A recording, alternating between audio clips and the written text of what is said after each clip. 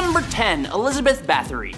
Elizabeth Bathory, commonly referred to as the Blood Countess, occupies a pretty creepy place in history as a Hungarian noblewoman with a notorious reputation. She is believed to be one of the most prolific female serial killers in history, earning her eerie nickname from the gruesome practice of bathing in the red of her victims. This ritual was apparently rooted in her belief that it could preserve her youthfulness, and it sounds like some pretty extreme anti-aging to me. Operating during the late 16th and early 17th centuries within the walls of her castle, now located in modern-day Slovakia, Bathory subjected an estimated 650 girls to unimaginable horrors. Her reign of terror reached its thankful end on December 30th, 1610, when Elizabeth, along with 4 accomplices, faced arrest following an investigation into the disturbing rumors surrounding her actions. Despite the severity of the accusations, though, a lack of concrete evidence prevented the claims from being substantiated. However, the absence of solid proof did not grant her leniency, and she was confined to her castle until her eventual passing. Her evil deeds and the whole blood-soaked castle deal make her a heavyweight in the true crime scene. It's a legitimate horror story with more questions than answers. Would probably make a great horror film, though. And in at number 9 today is Ma Barker. Ma Barker, a notorious figure in US criminal history, served as the leader of the feared Barker gang, which her sons were also a part of. Gaining the title of the FBI's public enemy #1, Barker orchestrated a series of robberies, murders, and kidnappings across the American Midwest in the early 1930s. Her life came to a pretty explosive end in 1935 during a prolonged standoff in her Florida hideout, setting a record as the longest standoff in FBI history. J. Edgar Hoover, the FBI's first director, once described her as the most vicious, dangerous, and resourceful criminal brain of the last decade. Hoover's description added to Ma Barker's mysterious reputation, solidifying her reputation as one of the most evil women of all time. Number 8. Belle Gunnis. Belle Gunnis holds the disturbing title of one of America's worst female serial killers. Even before considering her terrifying actions, she was already an imposing and physically intimidating woman, standing 6 feet tall and weighing over 200 pounds. It was alleged that she was responsible for the passing of her husbands, younglings, numerous suitors, boyfriends, and even her own daughters, Myrtle and Lucy. Belle's motive was pretty simple: greed. She gained income by stealing life insurance and assets from her victims. Reports suggest her victim count exceeds 20, with some claiming it could be over 100. Inconsistencies in her post-mortem examination, such as the reported height being 2 inches shorter than Belle's 6 feet, contributed to her becoming a figure in American criminal folklore, often compared to a female Bluebeard, because people will make things up and just run with it sometimes. Number 7. Gisela Blanco. Born in 1943, Gisela Blanco, known by her aliases of La Madrina or the Black Widow, emerged as a frightening figure in the criminal underworld. Hailing from Colombia, she etched her name in history as one of the most ruthless and feared queenpins ever known. Blanco's notoriety reached its peak as a key player in the notorious Medellin cartel, a criminal empire synonymous with violence and illicit trade. What sets Blanco apart is her unexpected role as a mentor to none other than Pablo Escobar. However, as fate would have it, their relationship eventually soured, paving the way for a rivalry that would echo through criminal history. Blanco's criminal empire revolved around the transportation of a certain illegal powdery substance from the fields of Colombia to the streets of the United States. This calculated operation, coupled with her alleged involvement in up to 200 people being ushered to the pearly gates, showcased Blanco's audacity and cunning in a male-dominated realm. Her ability to not only navigate but dominate such a perilous environment proved her prowess as a criminal mastermind. Following a stint behind bars, Blanco's life met a chilling end on September 3rd, 2012, when she was wiped out in a hail of lead, leaving a void in the criminal landscape she once ruled. I'm all for girl power, but let's just put that energy somewhere else, shall we? Cool. Number 6. Christiana Edmonds. Christiana Edmonds, also known as the Chocolate Cream Killer, was an English woman with a really disturbing hobby. She would purchase chocolates, lace them with strychnine, a powerful and toxic chemical, and then return them to the shop. Unexpecting customers who bought those chocolates would naturally fall ill. In 1871, a tragic incident occurred when a young person passed away after consuming one of the poisoned chocolates. Now, following this, Edmonds escalated her campaign by sending parcels of her dangerous chocolates to notable individuals.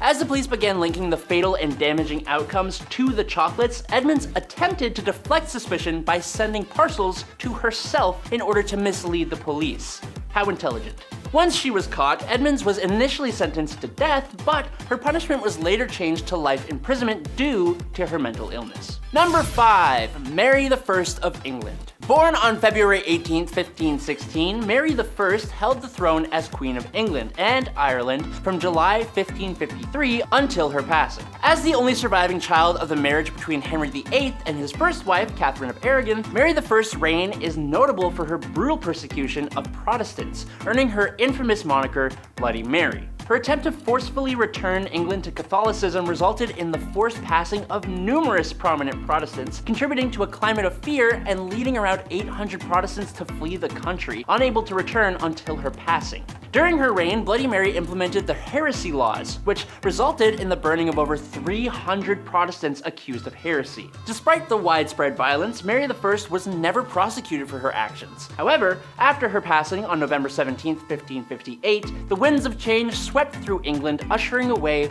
from her staunch Catholic policies. The efforts to re-establish Catholicism were ultimately reversed, marking a turning point in the religious landscape of England. Mary I's reign, entwined with religious strife and political turmoil, remains a complex chapter in history where power, ideology, and the consequences of persecution shape the course of a nation. Number 4. Wu Zetian. Between 665 and 690, Wu Zetian controlled China as empress through her husband, and later as empress dowager through her sons. However, in 690, she achieved a historic milestone by becoming empress, marking her as China's first and only official recognized female ruler. Wu Zetian maintained her authoritarian position from 690 until her passing in 705. Now, despite the significant achievements in expanding China's territory and establishing it as a powerful empire, her reign was unfortunately also marked by violence and bloodshed. Wu Zetian's rise to power was marked by a series of manipulative and ruthless tactics. She orchestrated the downfall of her political rivals, resorting to schemes such as false accusations, purges, anything to eliminate potential threats. While her success in building a powerful empire is acknowledged, she has faced enduring criticism for the ruthless tactics employed to do so. Number 3. Maryanne Cotton. Maryanne Cotton, who lived in the 1800s, left behind a criminal tale that's not all neatly documented. Back then, record-keeping wasn't the greatest, so we're left with a bit of a puzzle when it comes to the exact details of her evil actions. But it's estimated that Cotton might have offed around 21 people. 3 of them were unlucky husbands, and a whopping 11 were her very own family. She had this not-so-friendly habit of using arsenic to bring their lives to an end, and then cashing in on their life insurance policies. The party came to a screeching halt, however, when she attempted this method on her stepson, Charles Edward Cotton, leading to her capture and the grand finale, a date with the executioner. Now, here's where it gets interesting.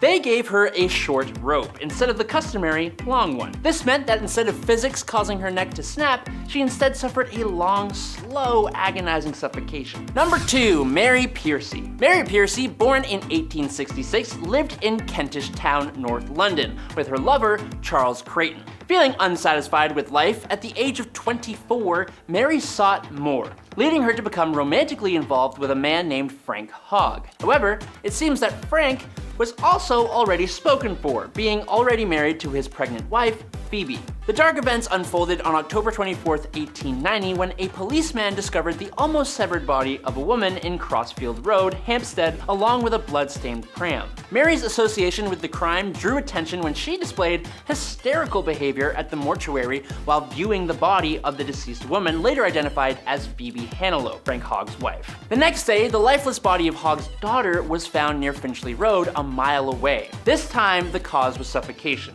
As the police became more and more aware of the affair between Frank and Mary, they searched Mary's house and found broken furniture and bloodstains. Mary, seemingly unfazed, played the piano and sang loudly during the search. The police ended up uncovering an axe, 2 knives, bloodstained clothing, and love letters between the illicit couple. Mary's attempts to explain the stains as a result of taking out mice was met with understandable skepticism. The police gathered evidence from neighbors who had witnessed Mary wheeling a pram away from the house on the evening of October 24th and heard screams from her residence. The disturbing truth emerged during the trial at the Old Bailey in December 1890.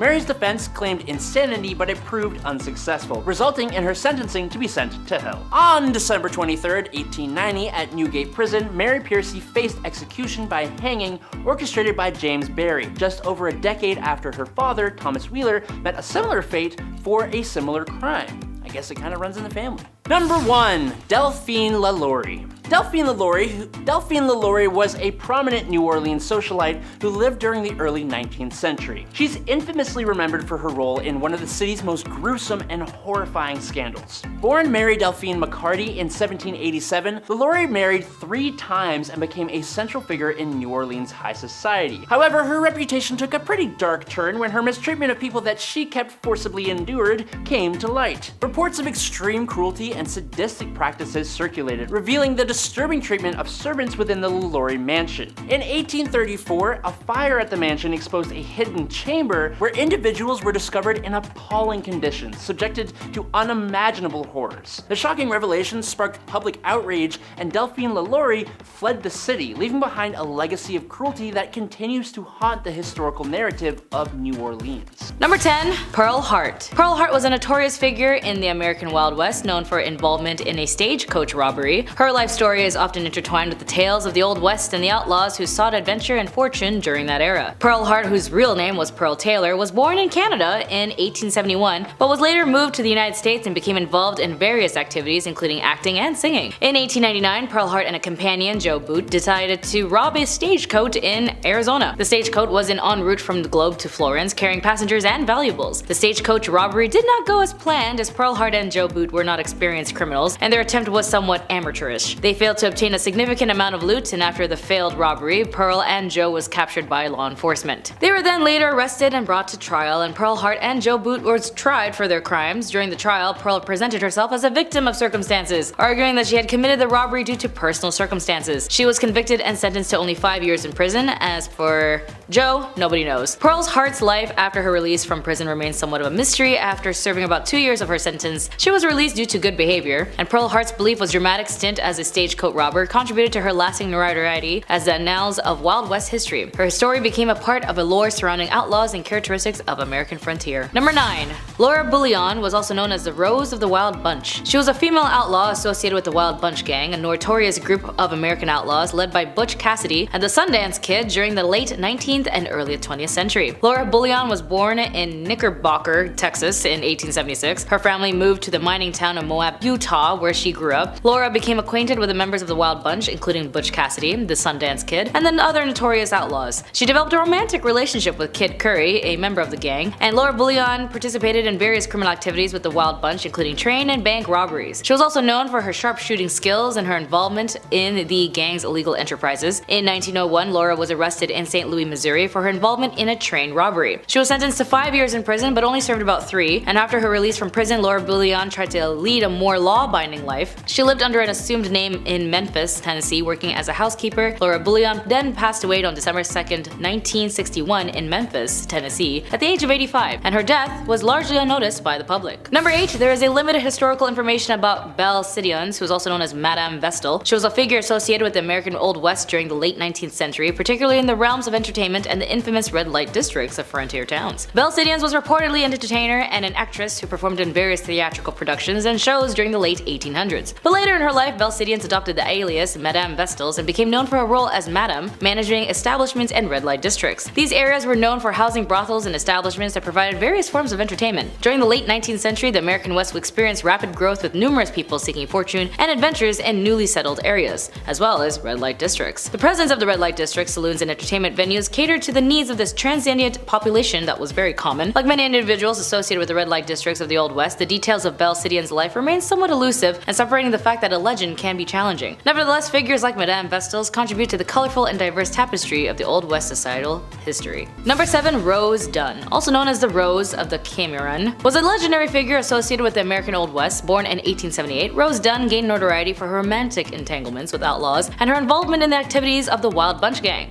Rose Dunn was also born in Indian Territory, which later became Oklahoma, in 1878. She came from a large family, and her brothers were also known for their involvement in outlaw activities. Rose Dunn then became romantically involved with George Bitter Creek Newcomb, a member of the Wild Bunch gang led by Bill Doolin. The Wild Bunch was notorious for its involvement in train and bank robberies, as we know. In 1895, a shootout occurred in the Dunn family ranch involving lawmen seeking to capture Dunn brothers and their associates. During the confrontation, Rose's brother John Dunn was killed, and her older brother George Dunn was captured after the death of Bitter Creek Newcomb. Rose Dunn then lived more of a settled life, and she married Charles Albert Noble, a farmer, and they had a family. Rose and Charles lived in Catherine, Missouri. Rose Dunn then passed away on February 5, 1955 in Parachute, Colorado. Number 6. Sarah Jane Newman was born in Tennessee in 1817 and later moved to Texas. Also known as Sally Skull, was a figure associated with the Texas frontier during the mid-19th century. Her life story involves elements of violence, crime, and romance, contributing to her notoriety in the history of the American West. Sarah married George Washington Skull, a Texan and a participant in the Texan War of Independence. George Skull operated a ferry and owned a ranch in a location known as Skull Crossing in the San Antonio River. The crossing was an important point for travelers and cattle drives, as the Skull family became involved in violent feuds with the Taylor family over land and cattle. This feud escalated and resulted in several killings on both sides, with also casualties in 1867. During the height of the feud, Sally Skull was widowed after her husband George Skull was killed. Following his death, she sought out revenge and killed several members of the Taylor family. And after the killings, Sally Skull was captured and imprisoned. She was definitely tried for the deaths, but was charged or dropped due to insufficient evidence. And after her release, Sally Skull's life became less eventful as she lived in relatively obscurity and passed away in 1888. Number 5. Mary Catherine Heron, also known as Big Nose Kate, was a historical figure associated with the American Old West, as she was a Hungarian-born adult worker and companion to the legendary lawman and gambler Doc Holliday. Kate eventually moved west and found herself in a rough and often lawless mining towns of the Old West, as she worked as the Lady of the Night, gained notoriety for her feisty and independent personality. Kate then became romantically involved with John Henry Doc Holliday, a dentist turned gambler and gunfighter. What a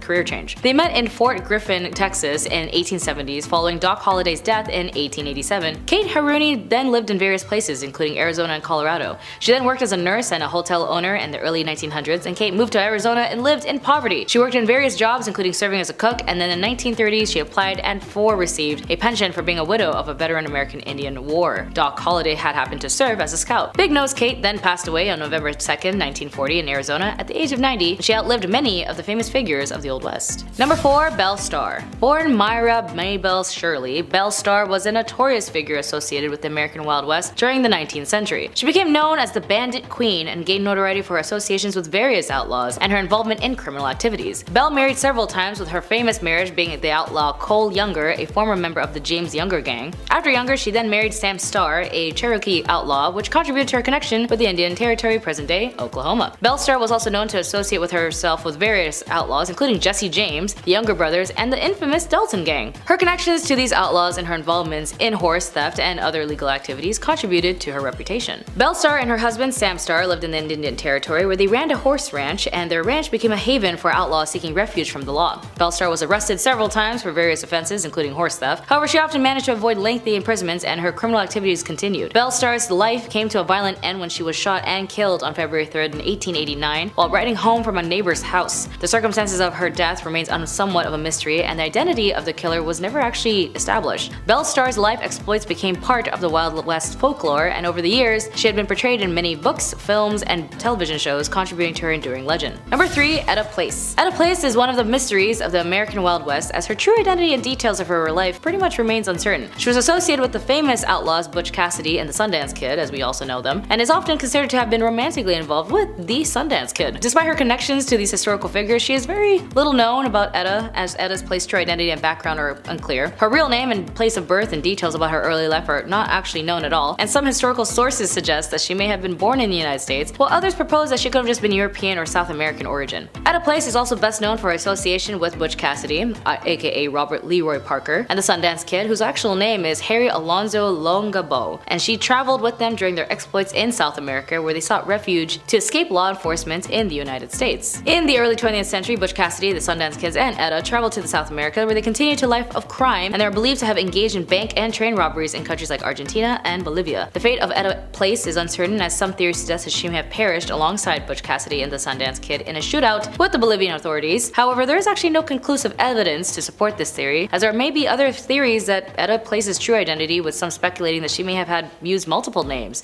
during her lifetime. However, concrete evidence to confirm her background or provide clarity on her true identity is still undiscovered. Number 2. Born in France around 1829, Elanor Dumont moved from the United States and became involved with the gambling industry known as the Gold Rush. She arrived in California during the Gold Rush of 1850, seeking opportunities in the burgeoning mining towns in 1854. Elanor ended up opening a gambling establishment in Nevada City, California, where she ran gambling tables and a reputation for her skills as a card dealer. She then became known as Madame Mustache due to the fact that she had distinctive facial hair and refused to remove it despite societal expectations, and over the years, Madame Mustache opened and managed several gambling establishments in various mining towns, including Virginia City and Bodie. Despite her success in the gambling business, Elanor faced financial challenges and struggled to maintain her enterprises. She suffered major losses and debts that ended up leading to her to a decline in her fortunes, and then Elanor Dumont's life took a tragic turn, and as in 1879, facing financial difficulties and heartbreak, she took her own life by ingesting an overdose of really intense drugs in Bodie, California. Elanor Dumont's story proves that a glimpse into the complexities of life during the Gold Rush and the challenges faced by women trying to make a living in a male-dominated society. Her role as a successful gambler and card dealer, as well as her refusal to conform to traditional gender norms, contribute to her place in the history of the American West. The nickname Madame Mustache and her distinctive facial features further add the colorful and unconventional aspects of her life. And finally, number 1, Bonnie Parker was one half of the notorious criminal duo known as Bonnie and Clyde. Alongside Clyde Barrow, Bonnie Parker gained notoriety during the Great Depression for a series of bank robberies and criminal activities in the early 1930s. Bonnie Elizabeth Parker was born on October 1st, 1910 in Rowena, Texas, and she grew up in a working-class family, and despite her small stature, developed a love for poetry and drama. I wonder if that's what caused her to join Clyde. Because she joined Clyde Barrow in January 1930. Clyde was already a seasoned criminal. A little bit of spice, little paprika, was serving time in East End Prison Farm in Texas. A mutual acquaintance smuggled a weapon to Clyde, and he used it to escape. Bonnie and Clyde embarked on a crime spree that included bank robberies, burglaries, and car thefts. They were involved in several pew-pew outs with law enforcement, and their criminal exploits attracted significant media attention. Bonnie and Clyde were often a part of criminal gang that included their other associates, such as the Clyde brothers, Buck Barrow and his wife Blanche Barrow. The gang engaged in violent confrontations with law enforcement, resulting in injuries and fatalities on both sides. Bonnie and Clyde gained additional notoriety due to photographs found by police at one of their hideouts, and the images depicted the couple posing with weapons, contributing to their image of glamorous and dangerous criminals. Bonnie and Clyde crime spree came to a violent end on May 23, 1934, when the law enforcement officers ambushed their car near Bentonville Parish, Louisiana. The officers fired a barrage of bullets, killing both Bonnie and Clyde instantly, and the story of Bonnie and Clyde has become a part of American folklore. Their criminal exploits and romanticized in the media have been a subject of numerous books, films, and songs, and the 1967 film Bonnie and Clyde starring Warren Beatty and Faye Dunaway further cemented their status as infamous figures. Number 10. Dracula. The man, the myth, the legend, Vlad the Impaler. This dude was so down bad,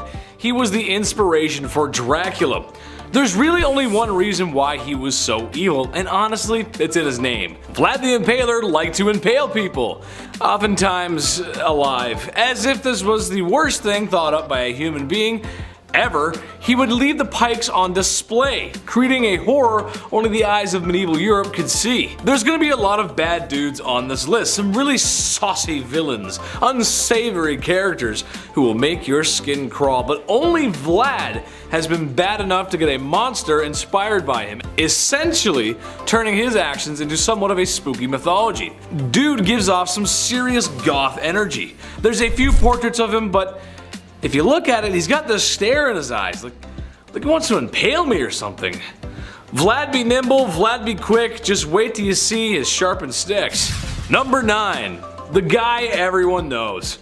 Look, YouTube won't let me say his name, but do we really have to? I mean, it's Mustache Man. Infamous for his bad art and lame book, he was the fascist leader of Germany. The very same leader who forced the world into World War II. Remember that one? Yeah, he's the very same monster who organized the destruction of Jewish peoples in Europe, and if he had his way, probably the whole world. I wouldn't be surprised if you showed a picture of him to anyone on Earth, any country, rich or poor, and they will most likely know who that was. That's the kind of evil that will get you talked about in classes all over the world, and likely for a long time.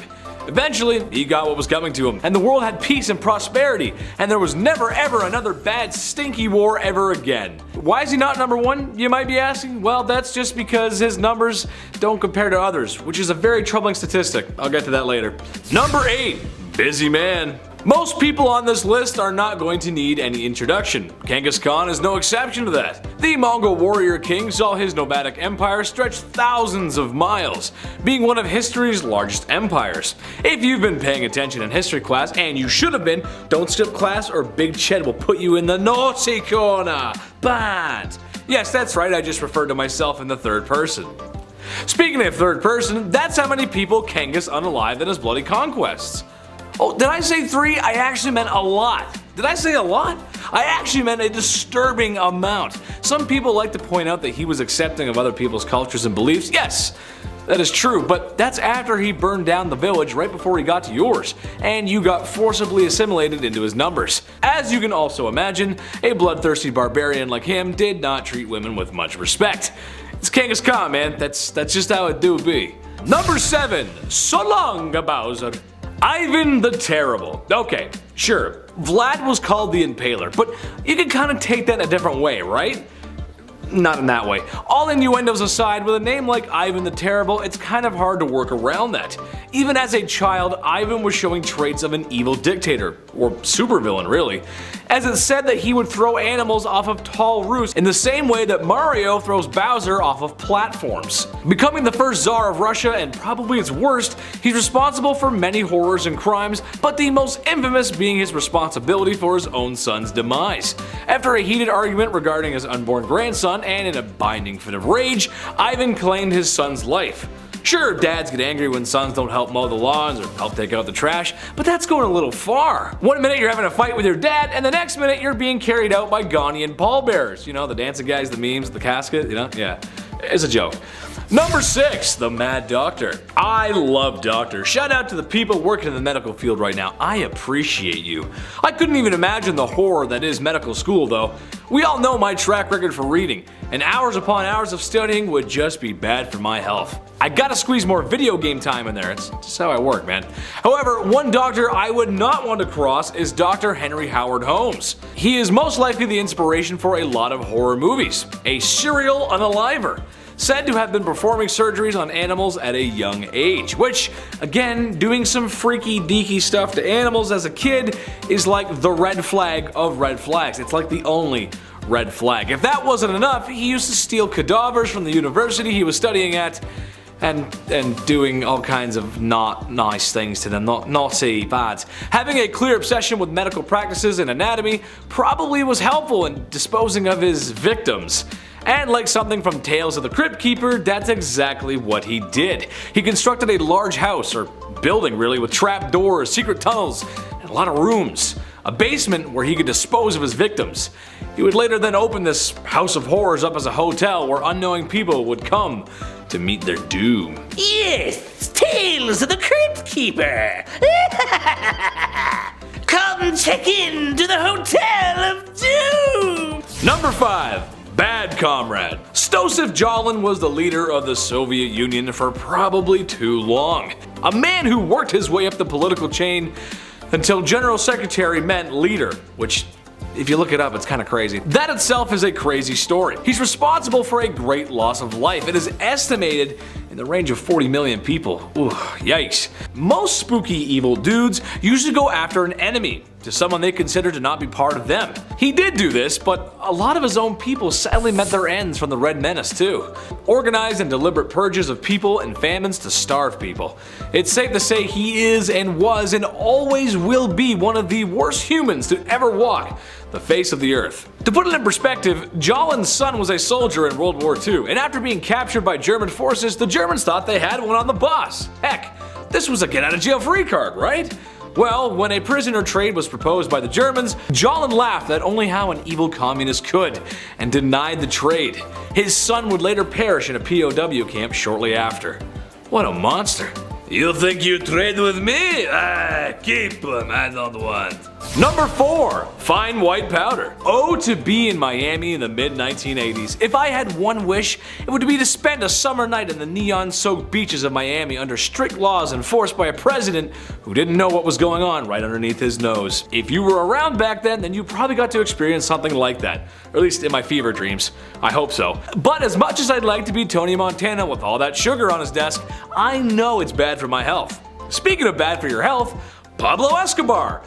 I know, that's where I went with that. Probably the most ruthless criminal ever to live on planet Earth. Pablo was a poor man born in a poor country, but ended up being one of, if not the richest man on planet Earth. His lucrative distribution of adult sugar in the 80s made him very wealthy. It also made him very dangerous, as he was willing to do whatever to get his way. Extortion, bribing, bombing, just about anything you can think of.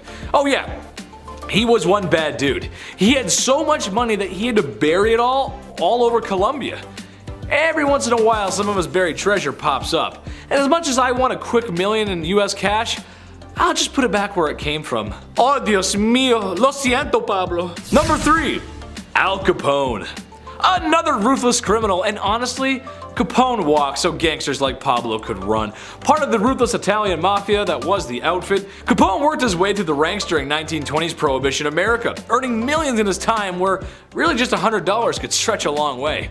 Capone is noted for his violent behavior throughout his life and the many accidents he caused directly or indirectly.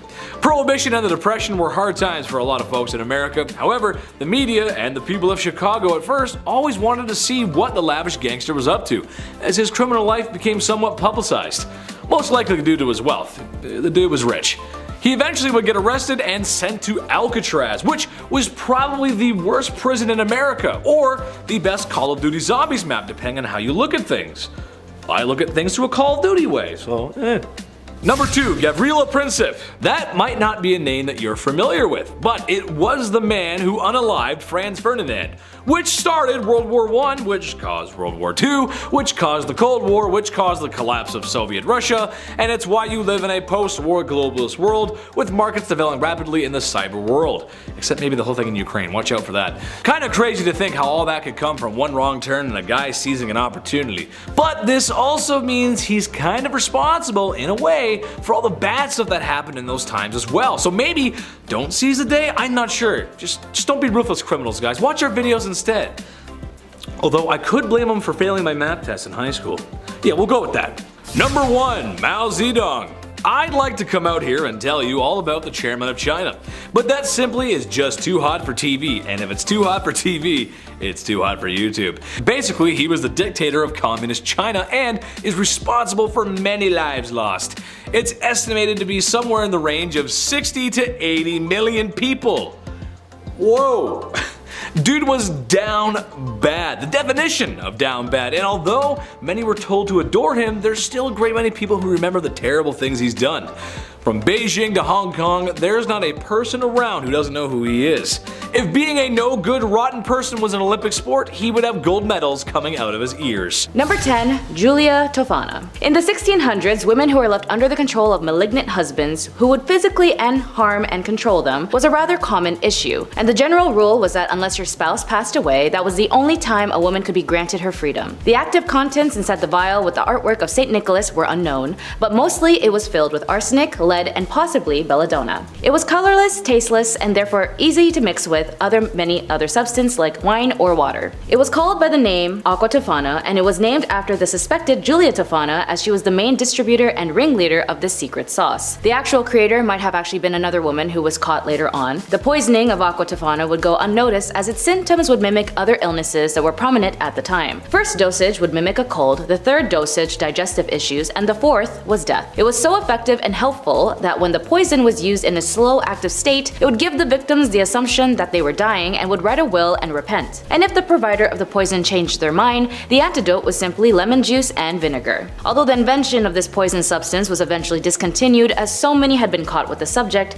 it lasted for the length that it did due to the assumption that it was a cosmetic, when really it was for women of this time a vial of liberation and freedom. Number 9. Vladimir Demov. A very famous Soviet scientist by the name of Vladimir Demov was known for his innovation, organ transplants, which had saved many lives in the medical world by extending life from near-death events. However, how he came to this is just as disturbing and concerning as it was revolutionary and innovative, and he would transplant a number of vital organs between dogs. But then he decided to experiment even further by sewing together a two-headed dog. He and his assistants would attempt to operate not just a few times, but over 24 times to create a functioning two-headed dog, and it was at the 24th time it was widely publicized. It was even featured on Life magazine, and unsurprisingly was considered a very dark, horrifying creation that had been beheld. He sewed together the head of a neck of a small dog named Shavka onto the neck of a large stray German shepherd named Brodyaga. The mad scientist created an unnatural creation at a disturbing cost. For the surgery itself, Demov amputated Shavka the lower body below the forelegs, keeping her heart and lungs connected until just before the transplant. Then he attached Shavka to the upper body of a corresponding incision of Brodyaga's neck. The operation lasted 3.5 hours, although both could function, and here Shavka ended up dying as she was not attached to Brodyaga's stomach, so whatever she ate fell out. And tragically, the two animals died 4 days later due to the damage of a crucial vein. The previous pair of dogs lasted for a month before they too died in a fatal end,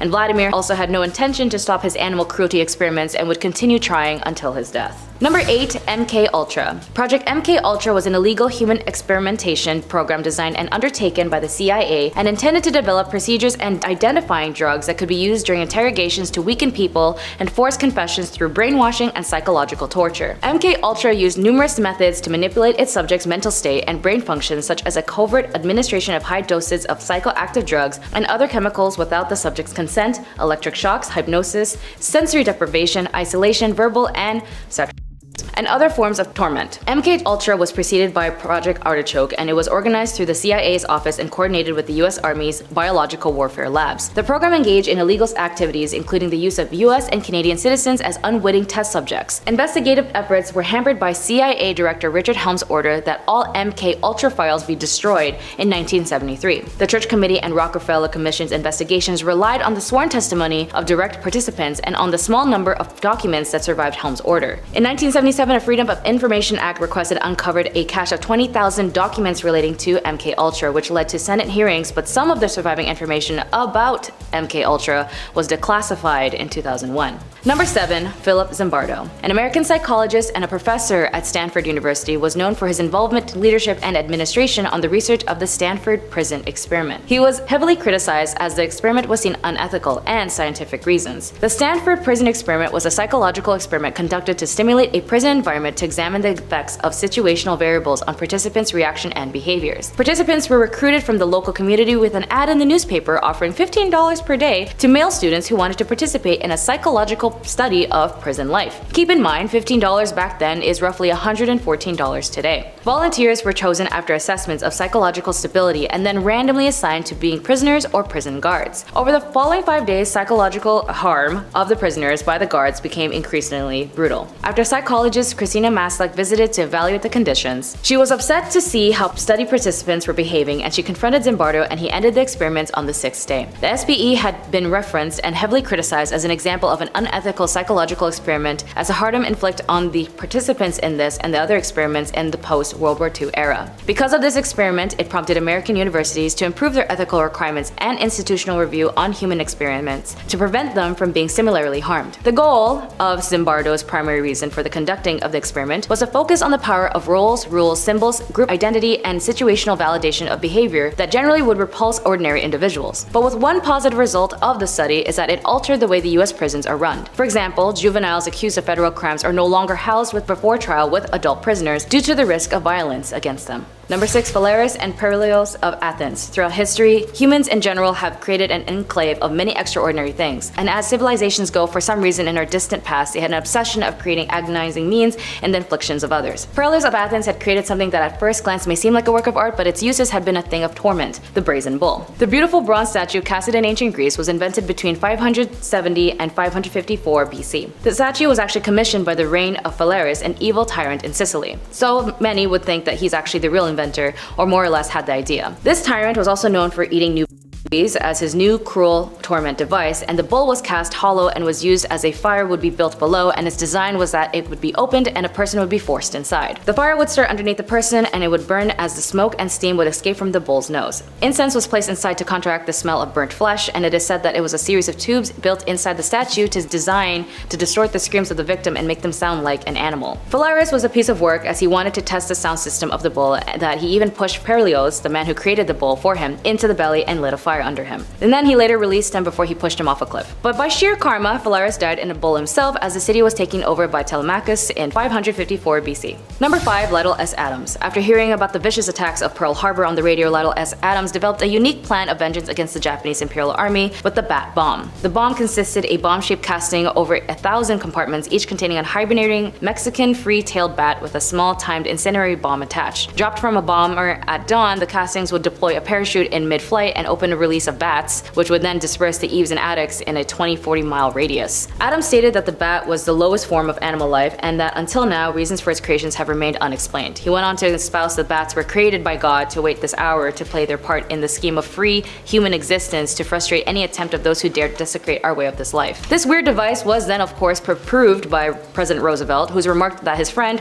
wasn't crazy, but the idea was worth looking into. Either way, after the conducted of a few tests, the program was eventually cancelled after it was estimated a use of $2 million, or in today's value $32 million, was wasted on this invention. When it comes to war, humans showcase the worst of the worst if it means of expanding their nation's political planning, and if you're in the military, there's an internal conflict to fill in your nationalism and your internal duty to serve the country, and you forget your economical issues. When it comes to the invention of war, as it has been showcased throughout history time and time again, even in current unfortunate events, the creation leads to genocide by means of invention of different kinds of warfare. Developed by Fritz Haber, who was a professor at the University of Karlsruhe, was a brilliant chemist who invented the industrial scale productions of ammonia-based fertilizer. Alongside Frederick Guthrie, the two was noted as the ones who weaponized and synthesized a vescent chemical warfare agent called mustard gas, a widely used weapon used during World War I by both sides of the conflict with particularly harmful and deadly effects. It was responsible for the 1,205,655 non-fatal casualties and 91,198 deaths. The effects range from minor symptoms such as skin irritation and conjunctivitis to severe lung damage when inhaled. Despite the horrific use of mustard gas during World War I, there was a silver lining: the discovery of the first modern chemotherapeutic agent based on observations of World War I survivors exposed to mustard gas. The studies eventually launched an era of cancer chemotherapy research. Number 3. Oliver Winchester. An American businessman and politician named Oliver Winchester was best known for his founding, manufacturing, the marketing of the Winchester Repeating Arms Company, aka the Winchester rifle. The first official Winchester rifle was a model in 1866. Repeating rifles was not widely used until after the war, when they became increasingly popular with the civilians. Military authorities concentrated primarily on perfecting breech-loading single-shot rifles for many more years. His ownership was then passed to his son, who died of TB, and his wife Sarah Winchester ended up moving to California with the inheritance as she began to make the famed Winchester house a haunted mystery house due to her fear of spirits being murdered by the rifle. Number 2. Dow & Company. Originally developed to simply enhance the growth of soybeans, Agent Orange was weaponized and used extensively during the Vietnam War. During the war, Dow, Monsanto, and other companies were compelled by the US government to produce Agent Orange under the US Defense Production Act of 1950. Used in large quantities, it was a powerful herbicide used by the United States to deforest the jungles and destroy Viet Cong and North Vietnamese army crops. The United States military sprayed upon up to 20 million gallons of herbicides over Laos, Vietnam, and Cambodia from 1961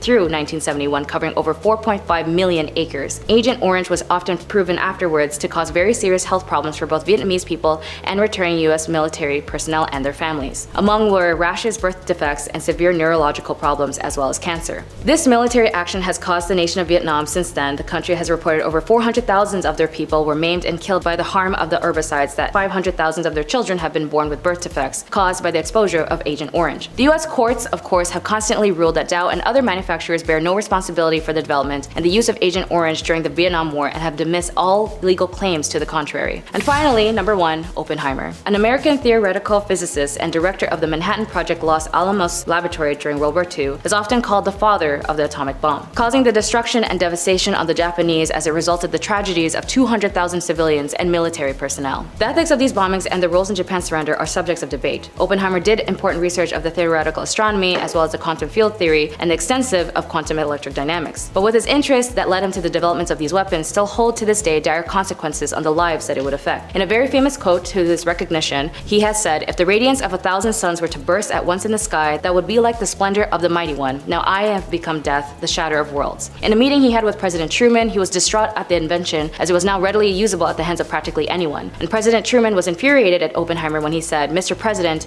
I feel I have blood blood on my hands, responding that he, Truman, bore sole responsibility for the decision on the atomic bomb against the Japanese, which later Truman said, "I don't want to see that son of a B in this office ever again." The Treaty of the Non-Proliferation of Nuclear Weapons aimed to reduce the spread of nuclear weapons, but its effectiveness has been questioned. Modernization of weapons continue to this day. Bombs alike have been proved with its massive casualties and results to the devastation, eradication, genocide of innocent people, and the tragedy of wars it inhibits in our modern times. Number 10. Grave robbing. Probably the most infamous crime of the time, and today really. The ancient Egyptians were many things, and that included vain. There's a reason why they got Elizabeth Taylor to play Cleopatra. It all makes sense. The pharaohs of Egypt were buried with immeasurable amounts of treasures, gold, gems, jewels, swords, cats, dogs, just about everything but the kitchen sink. Once the tombs were sealed, the treasure was also sealed in there forever, or so they thought. That wasn't until some crafty thieves broke into the tombs and slipped away with the loot. When a lot of Egypt was being discovered in the 1920s, it was unsure if the loot had been taken 10 years ago or 1,000 years ago. There's not really a way to know. And yes, it still happens to this day, and yes, it's awful. Leave it in there, it belongs to them, please. No more, no looting, don't go looting, please. Number 9. Bribery. Given that Egypt was one of the greatest civilizations the ancient world ever saw, it makes sense that they had it all. Currency, law, order. However, sometimes these things just don't mix. Ever seen Better Call Saul? Yeah, exactly.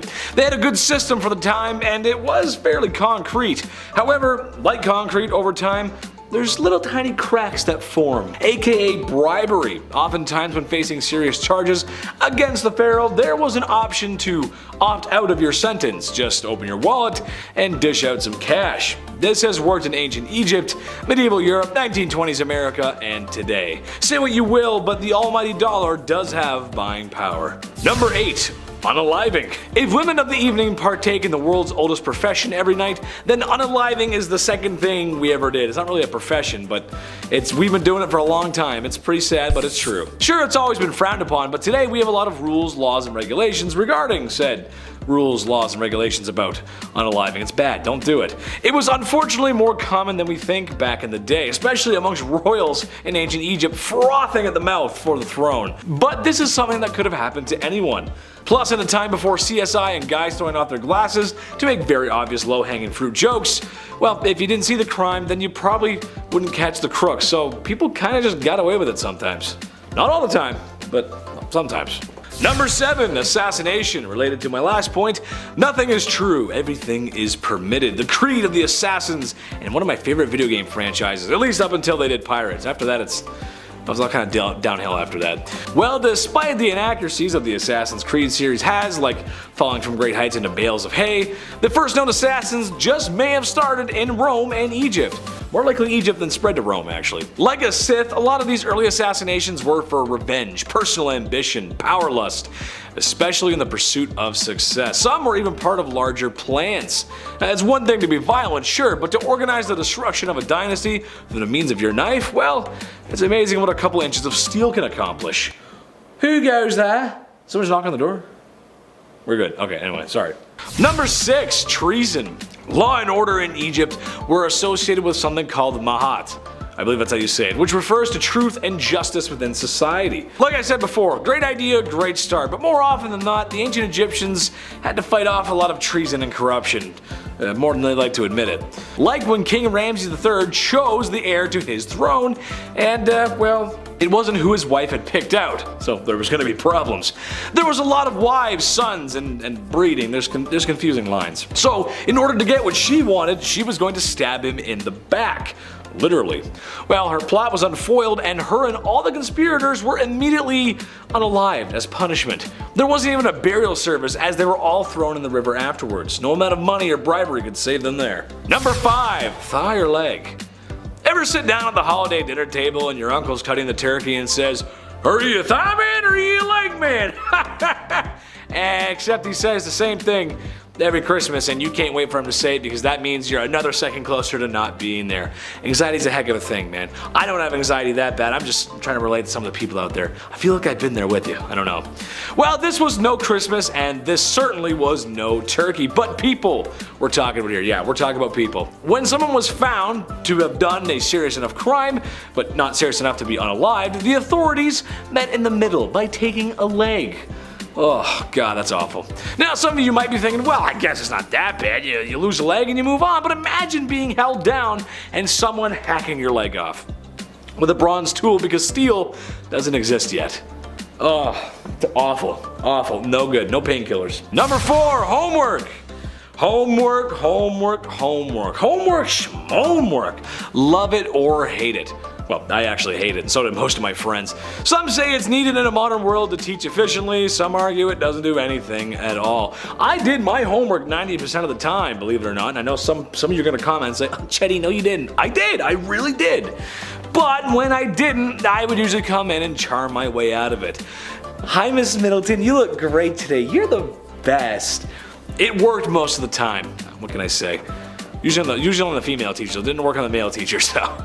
But the worst that would have happened is that I would lose a % off my grade here or there, but I just make it up back on the test, no problem. Well, scribes in ancient Egypt weren't so lucky. They were very important as they were literally the writers of the time. They described the history. It's pretty cool, actually. However, if they chose to stay up all night and play Call of Duty like I did, well, their punishment was a more of the violent physical variety and not so much the stern talking to or I'm going to phone your mother variety. My mom didn't care. Number 3, caning. Another creative punishment for crimes was caning of the feet, which is actually arguably the worst thing on this list. Since, you know, we use feet every time we walk or do something, you're gonna need spa treatment after this one. A very simple process. The person is strapped down, feet exposed. A governing official then takes as many lashes to the feet as required. Painful, humiliating, and possibly dangerous. Cuts could lead to infection as we're walking around in heat, sweat, and, well, some folks, if you were poor enough, just didn't have shoes. The worst I ever got was a couple minutes in the timeout corner, except that my mom felt bad because I looked really cute and I was sad, and everything was fine. No spanking required. I was a good boy, I promise. Some people don't think I was a good boy, but I really was a good boy. Number 2, barbecue. I feel like the moment humans discovered fire, well, that fire hurts, we wanted to throw everything in it and see what happens. Now, I jokingly call this segment barbecue, but that's because it's really horrible. Famously, a group of rebels in ancient Egypt were immolated after trying to overthrow the pharaoh, where after the barbecue from hell had finished, the pharaoh used these rebels as human torches.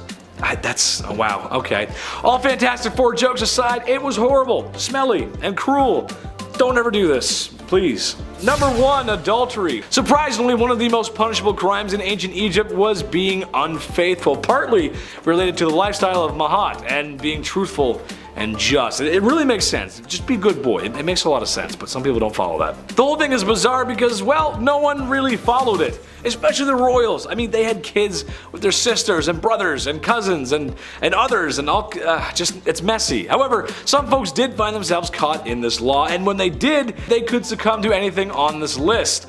For women, it was most likely the torch. For men, it was impalement and then being tossed into the river because, you know. Better keep those love notes to yourself, folks. Not worth getting burned over. It's not worth it. Just keep it to yourself. It might be too clever to talk about Lizzie Bordon as a pun, but I'll ask you guys about that later. Sorry. Anyways, Lizzie Bordon was an American woman who was tried and then later acquitted for the axe murderers of her father and stepmother in Massachusetts. Lizzie was very religious and would go to church and do church activities, teaching Sunday school, etc., etc. 3 years later, after her mother passed away, her father remarried to Abby Gray. Lizzie didn't like Abby that much because she suspected Abby's goal was her father's money, and as tensions grew, even more when Andrew would gift real estate to his new family's wife and their stepmother received a house. The night before the murder, their uncle visited their father to discuss property transfer, which placed more tension. After the crime was committed, the police turned their attention to Lizzie as she gave conflicting testimonies within the day. And after many strange occurrences, like her cleaning her dress and burning it up saying it was covered in paint, the town's suspicion of her drugging her father to sleep in order to whack him with an axe, overall the evidence was unclear and caused many controversial issues. However, the trial was later pushed away when another axe murderer similar to her father and her stepmom's case occurred 5 days prior. Still, the reputation of Lizzie and her sister's involvement was tarnished, and the suspecting evidence and accounts of that day remains unsolved. involved. Number 9. Elsa Coke. Elsa Coke was a German war criminal who committed atrocities while her husband, Karl Otto Coke, was commanded at the Buchenwald in World War II. Because of the egregiousness of her alleged allegations, and her actions included that she had selected tattooed prisoners for death in order to fashionably create lampshades and other items from their skin. These are fake, by the way, they're not real. Her 1947 U.S. military commission court trial at Dachau received worldwide media attention, as did the testimony of survivors who ascribed her sadistic and perverse acts of violence to Coke, giving rise to her image as her concentration camp murderesses. However, authoritative testimony from numerous witnesses at her post-war trials firmly established that she had made extensive use of slave labor at the camp, had assaulted inmates on several occasions, and had reported inmates to the camp SS for beatings. Beatings that resulted in death on at least one occasion. While imprisoned, she experienced delusions and had become convinced that the concentration camp survivors would abuse her in the cell. She then ended up taking her own life in jail while serving time. Number 8. Belle Gunnis. With an estimated 48 deaths at her hand, Belle Gunnis poisoned, bludgeoned, and decapitated her victims, also that she could collect and line her pockets with savings and insurance policies. This lonely hearts killer was known as Lady Bluebeard, amongst other names, luring her victims with newspaper advertisements. Gunnis then began meeting wealthy men through a lovelorn column. Her suitors were her next victims, each of whom brought cash to her farm and then disappeared forever, including John Moo, Henry Goldhart, Olaf, Oli B, Andrew, just to name a few. One of the victims' brothers came suspicious, and Gunnis's luck seems to be running out. Her farmhouse burnt to the ground, and the smoldering ruins workmen discovered 4 skeletons. 3 were identified as her foster young. However, the 4th, believed to be Gunnis, was unexpectedly missing as its skull. After the fire, her victims were unearthed from their shallow graves around the farm. All told, the remains of more than 40 men and minors were exhumed. However, Belle managed to skip out of town before being officially convicted and was never tracked down. Her death has never been confirmed. Number 7. Countess Elizabeth Bathory. I don't know if you've seen the tales of Snow White and how there was this once evil queen who yearned for eternal beauty, but like all fairy tales come from the stem of truth. Countess Elizabeth Bathory was a Hungarian noblewoman who was an alleged serial killer from the family Bathory, who owned a land in the Kingdom of Hungary. Bathory and 4 of her servants were accused of torturing and killing hundreds of young and old women between 1590 and 1610. During her arrest, it is commonly believed that Bathory was caught in the act of the torture, but the reality was that she was just having dinner. Most of the witnesses testified that she had heard the accusations from others, but did not actually see it themselves. The servants confessed under torture, which is not credible in contemporary proceedings. The accusations of the murder were based on rumors, and as there is no documents to prove that anyone in the area complained about the Countess, in this time period, if someone was harmed, or let's say someone stole something, a letter would be written out as a complaint. Several authors have argued that Elizabeth Bathory was a victim of conspiracy. Similar, during the Salem witch trials, many people insisted that they saw the accused witches flying through the sky. Clearly neither thing happened and are possibly a form of mass delusion or self-interest lies. Historians are therefore extremely careful in how they treat eyewitness accounts of this sort, given the possibility for collective and self-reinforcing delusions.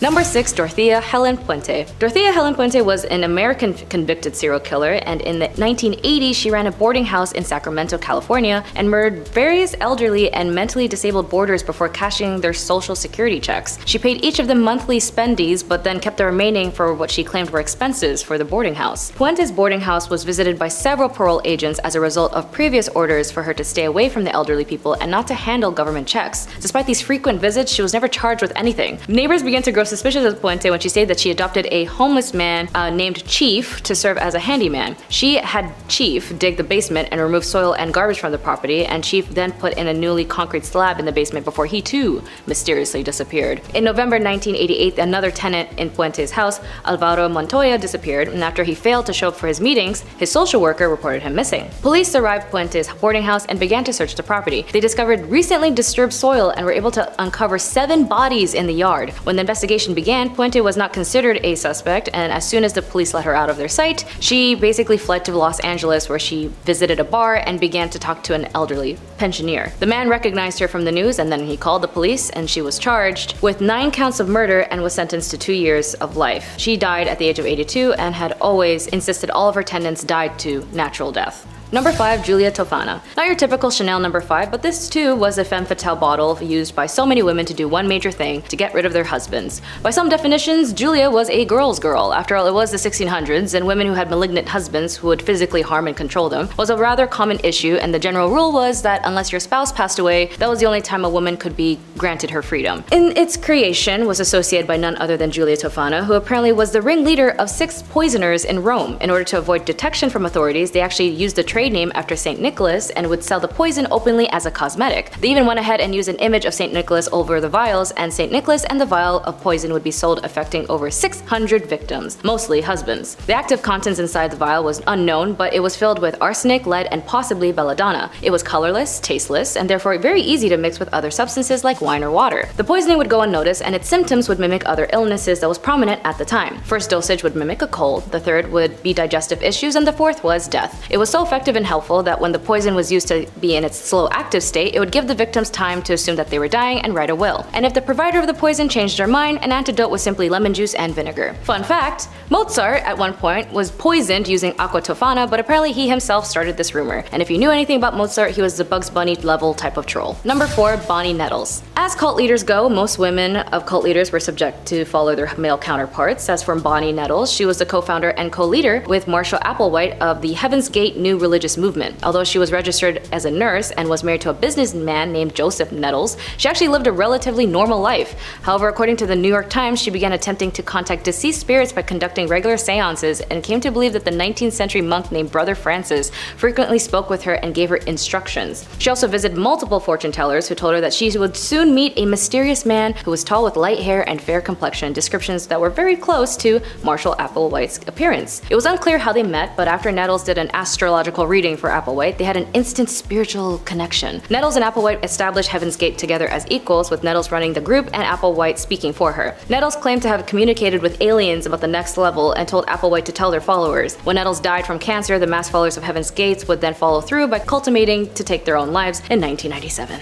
Number 3, Eileen Wos. On a bit recent note, you may or may not have heard in this case in the news, but Eileen Wos was a convicted serial killer as she targeted only men as an adult worker. She had up to 7 victims and would target specifically motorists, men who she would meet as a hitchhiker. Her story begins when her mother at the age of 14 married her father at the age of 19. After 2 months of having Eileen, her parents divorced and left her with her alcoholic grandparents who were also malicious in their care. Eileen would then do adult work as a minor once her grandfather kicked her out to live in the woods at the age of 15, and she tried to take her own life multiple times, all failed attempts, and until she met the love of her life, Tyra Moore, in the late 80s is when she would continue a string of crime. While she was incarcerated at the Florida Department of Corrections BCI death row for women, she tried to appeal to the US Supreme Court, which was later denied, and at that point she dismissed her legal counsel and terminated all pending appeals. She would then go off and say, "I killed those men, I robbed them cold as ice, and I'd do it again too. There's no chance in keeping me alive or anything, because I'd kill again. I have hate crawling through my system. I'm so sick of this she's crazy stuff. I've been evaluated so many times.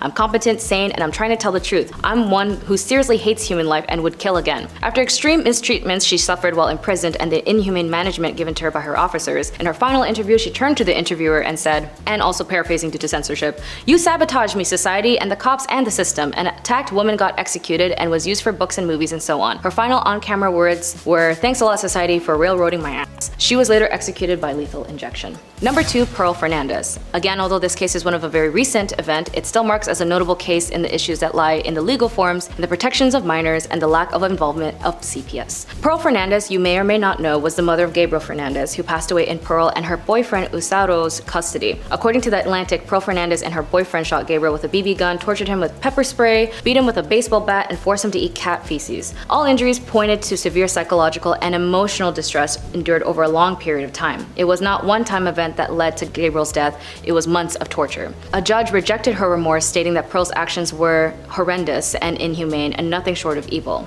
At her trial, jurors heard how Gabriel was tortured and abused by his mother and her boyfriend after being placed in their care 8 months before his death. Pearl is now serving time at the Central California Women's Facility after being sentenced to life without the possibility of parole. Number 1, Jolly Jane. While she definitely was jolly when she committed these crimes, Jane Toppin, nicknamed Jolly Jane, was an American serial killer who was known to have committed 12 murders in Massachusetts between 1895 and 1901. How did she commit these? Well, she was a nurse, and her objective was oddly enough to target patients and their family members. Doctors who hired her thought of her as one of their best nurses, but today psychiatrists say that she was one of the most unusual serial killers in history. She was born and raised in the Boston Female Asylum, where unwanted female children were often abandoned. There she was adopted by Ann Toppin, where she was under foster care until she was 18. At this point, she then pursued nursing at Cambridge Hospital in Boston. It was here where she stated her interest in the patients was ought to be taken care of. She grew emotional attachments to them, and if she really liked them, she would fake their medical documents to force them to stay longer at the hospital. She would then also dose her elderly patients with opium to see how they react with the drugs, and then upping the dosage each time. She would also watch them slowly succumb to their death, and she would also mix different types of poisons with her patients and other drugs to stage a sickness and nurse them back to health. Very similar to the Gypsy Rose Blanchard case where her mother Dee Dee had a mental illness known as Munch-Austin syndrome by proxy. This mental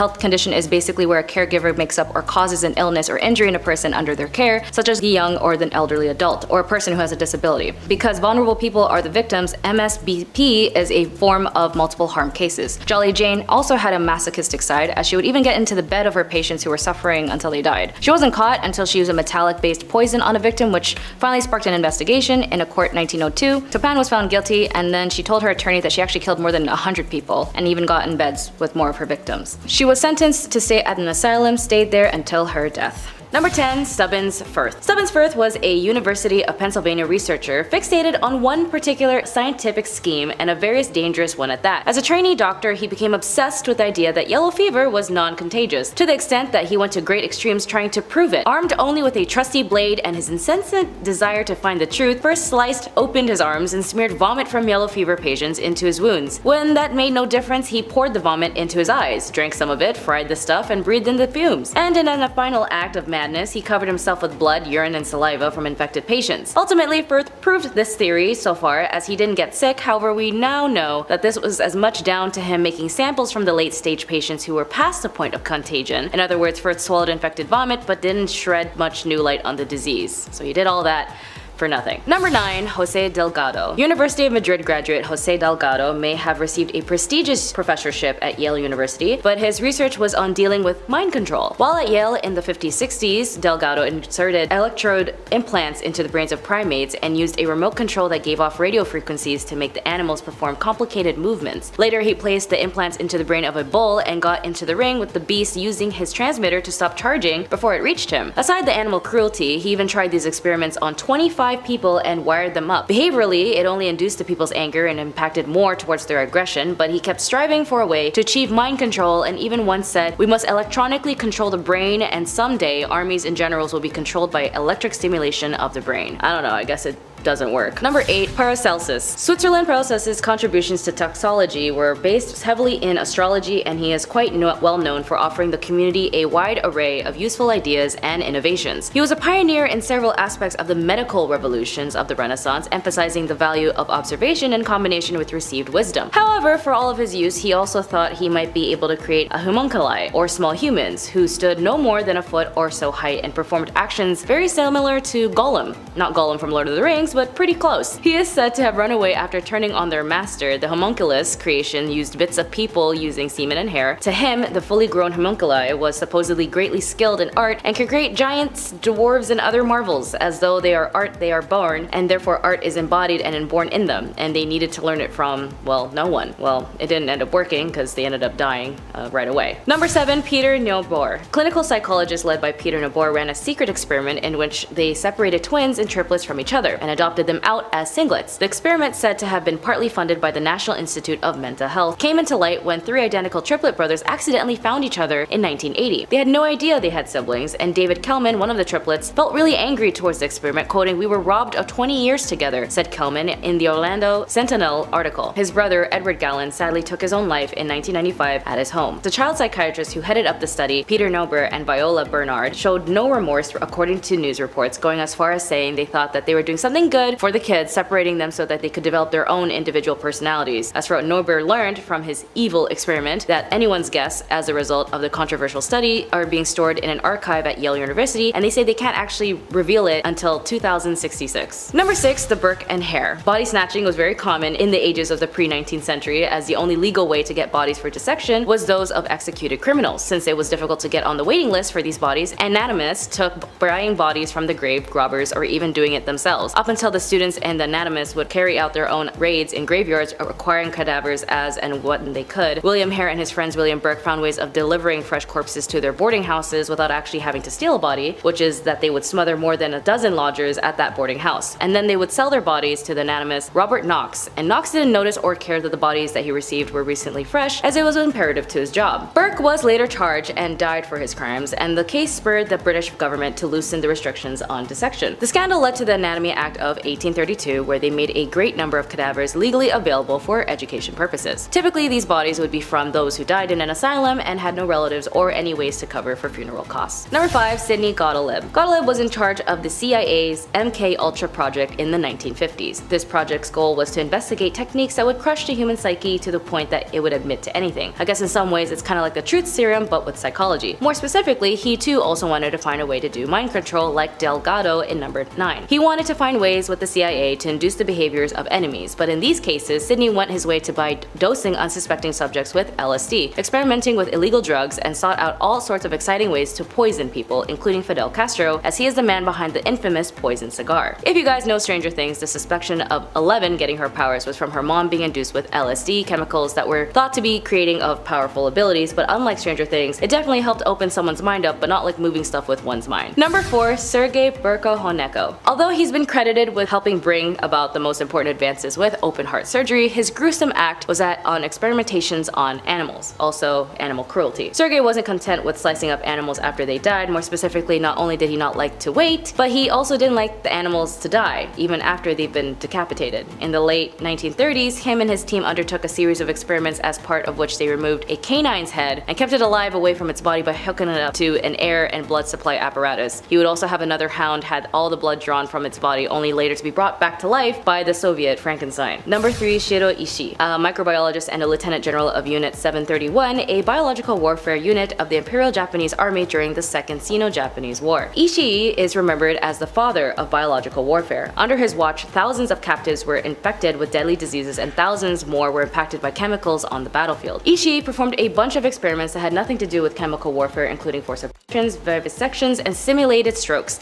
Humans were also used as a living test cases for grenades and flamethrowers, and prisoners were injected with inoculations of diseases disguised as vaccinations to study their effects. Because life is totally fair, Ishii was never charged with war crimes and he died peacefully at his home in Japan in the late 60s. Number 2. Joseph Mengele. Mengele gained notoriety chiefly for being one of the SS physicians who supervised the selections of arriving transports of prisoners, determining who was to be killed and who was to become a forced laborer, and for performing human experiments on camp inmates, amongst whom Mengele was known as the Angel of Death. Mengele was just a stone-cold killer as he performed experiments on 3,000 sets of twins and less than 30 survived his depraved antics. His experiments included, but sadly were not limited to, dyeing children's eyes to be a specific color since he has an obsession with monochromatic eyes, sewing twins together to make them conjoined, and giving them gangrene. In fact, many of his evil deeds weren't scientific at all. He was just masochistic. He was reportedly smiling every time he took part of his selection process of sending arrivals at camps on who were unfit for labor straight to the gas chambers. He died in 1976, and as he was never brought to justice for his crimes. Number 1. J. Marion Sims. Although he was known as the father of modern gynecology, Sims was gained much for his fame for doing experimental surgeries on slave women. Sims remained a controversial figure to this day because the condition he was treating the women, viscogenital fistula, caused terrible suffering. Women with fistulas, a tear between their private parts and their bladder, were incontinent and were often rejected by society. Sims performed the surgery without anesthesia, in part because anesthesia had only recently been discovered, and in part because Sims believed that operations were not painful enough to justify the trouble, which is what he said, but still regardless, the cruelty he bestowed on these women were not at all consented and manipulated the social institutions on slavery to perform human experiments, which by any standards is unacceptable. Number 10. Mary I.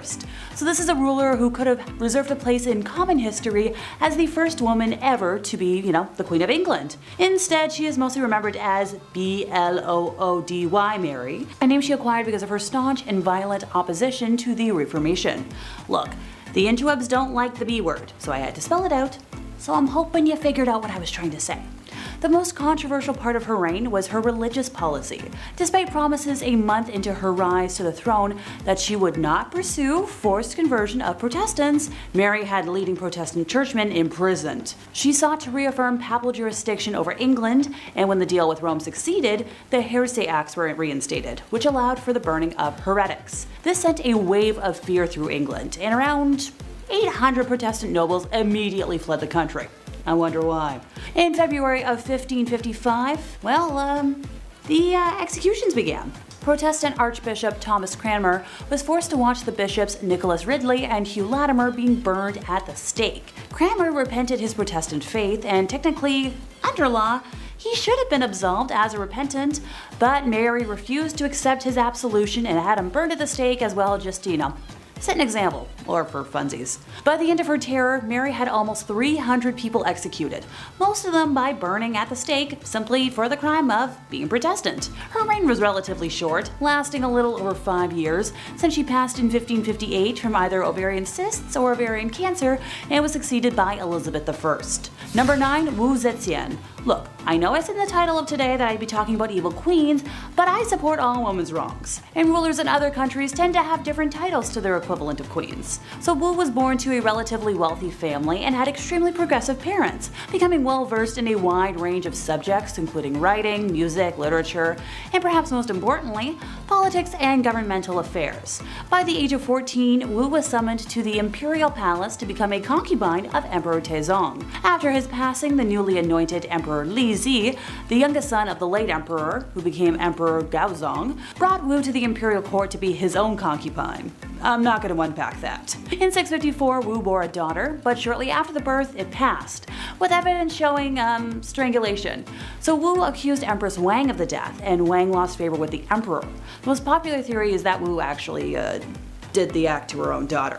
So thereafter, the emperor conferred with his chancellors and, despite opposition, demoted Wang, having her imprisoned, and promoted Wu to empress. Later on, the emperor considered having Wang released, but Wu had her executed upon hearing this, because, can't have any witnesses. Upon her accession to the throne, Wu began targeting officials who had opposed her rise to power, having them arrested and imprisoned, exiled, forced to take their own lives, or executed. In 664, she accused several officials of witchcraft and had them executed as well, and their families became slaves within the imperial palace. In another incident, she killed her niece with poison, accused 2 others of the death, and executed them. She eventually passed after repeated bouts with illness, so nothing nefarious there. Number 8, Isabella of Castile. So when Isabella was born on the 22nd of April in 1451, there was little chance she would ever become monarch of Castile, as she was very far removed from the direct royal lineage.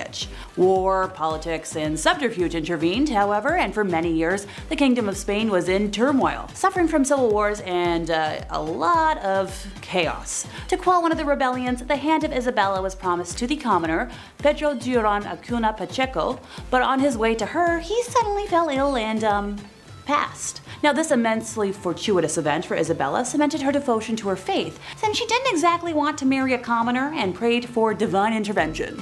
Her marriage to Ferdinand, heir to the thrones of Castile and Aragon, cemented her future power.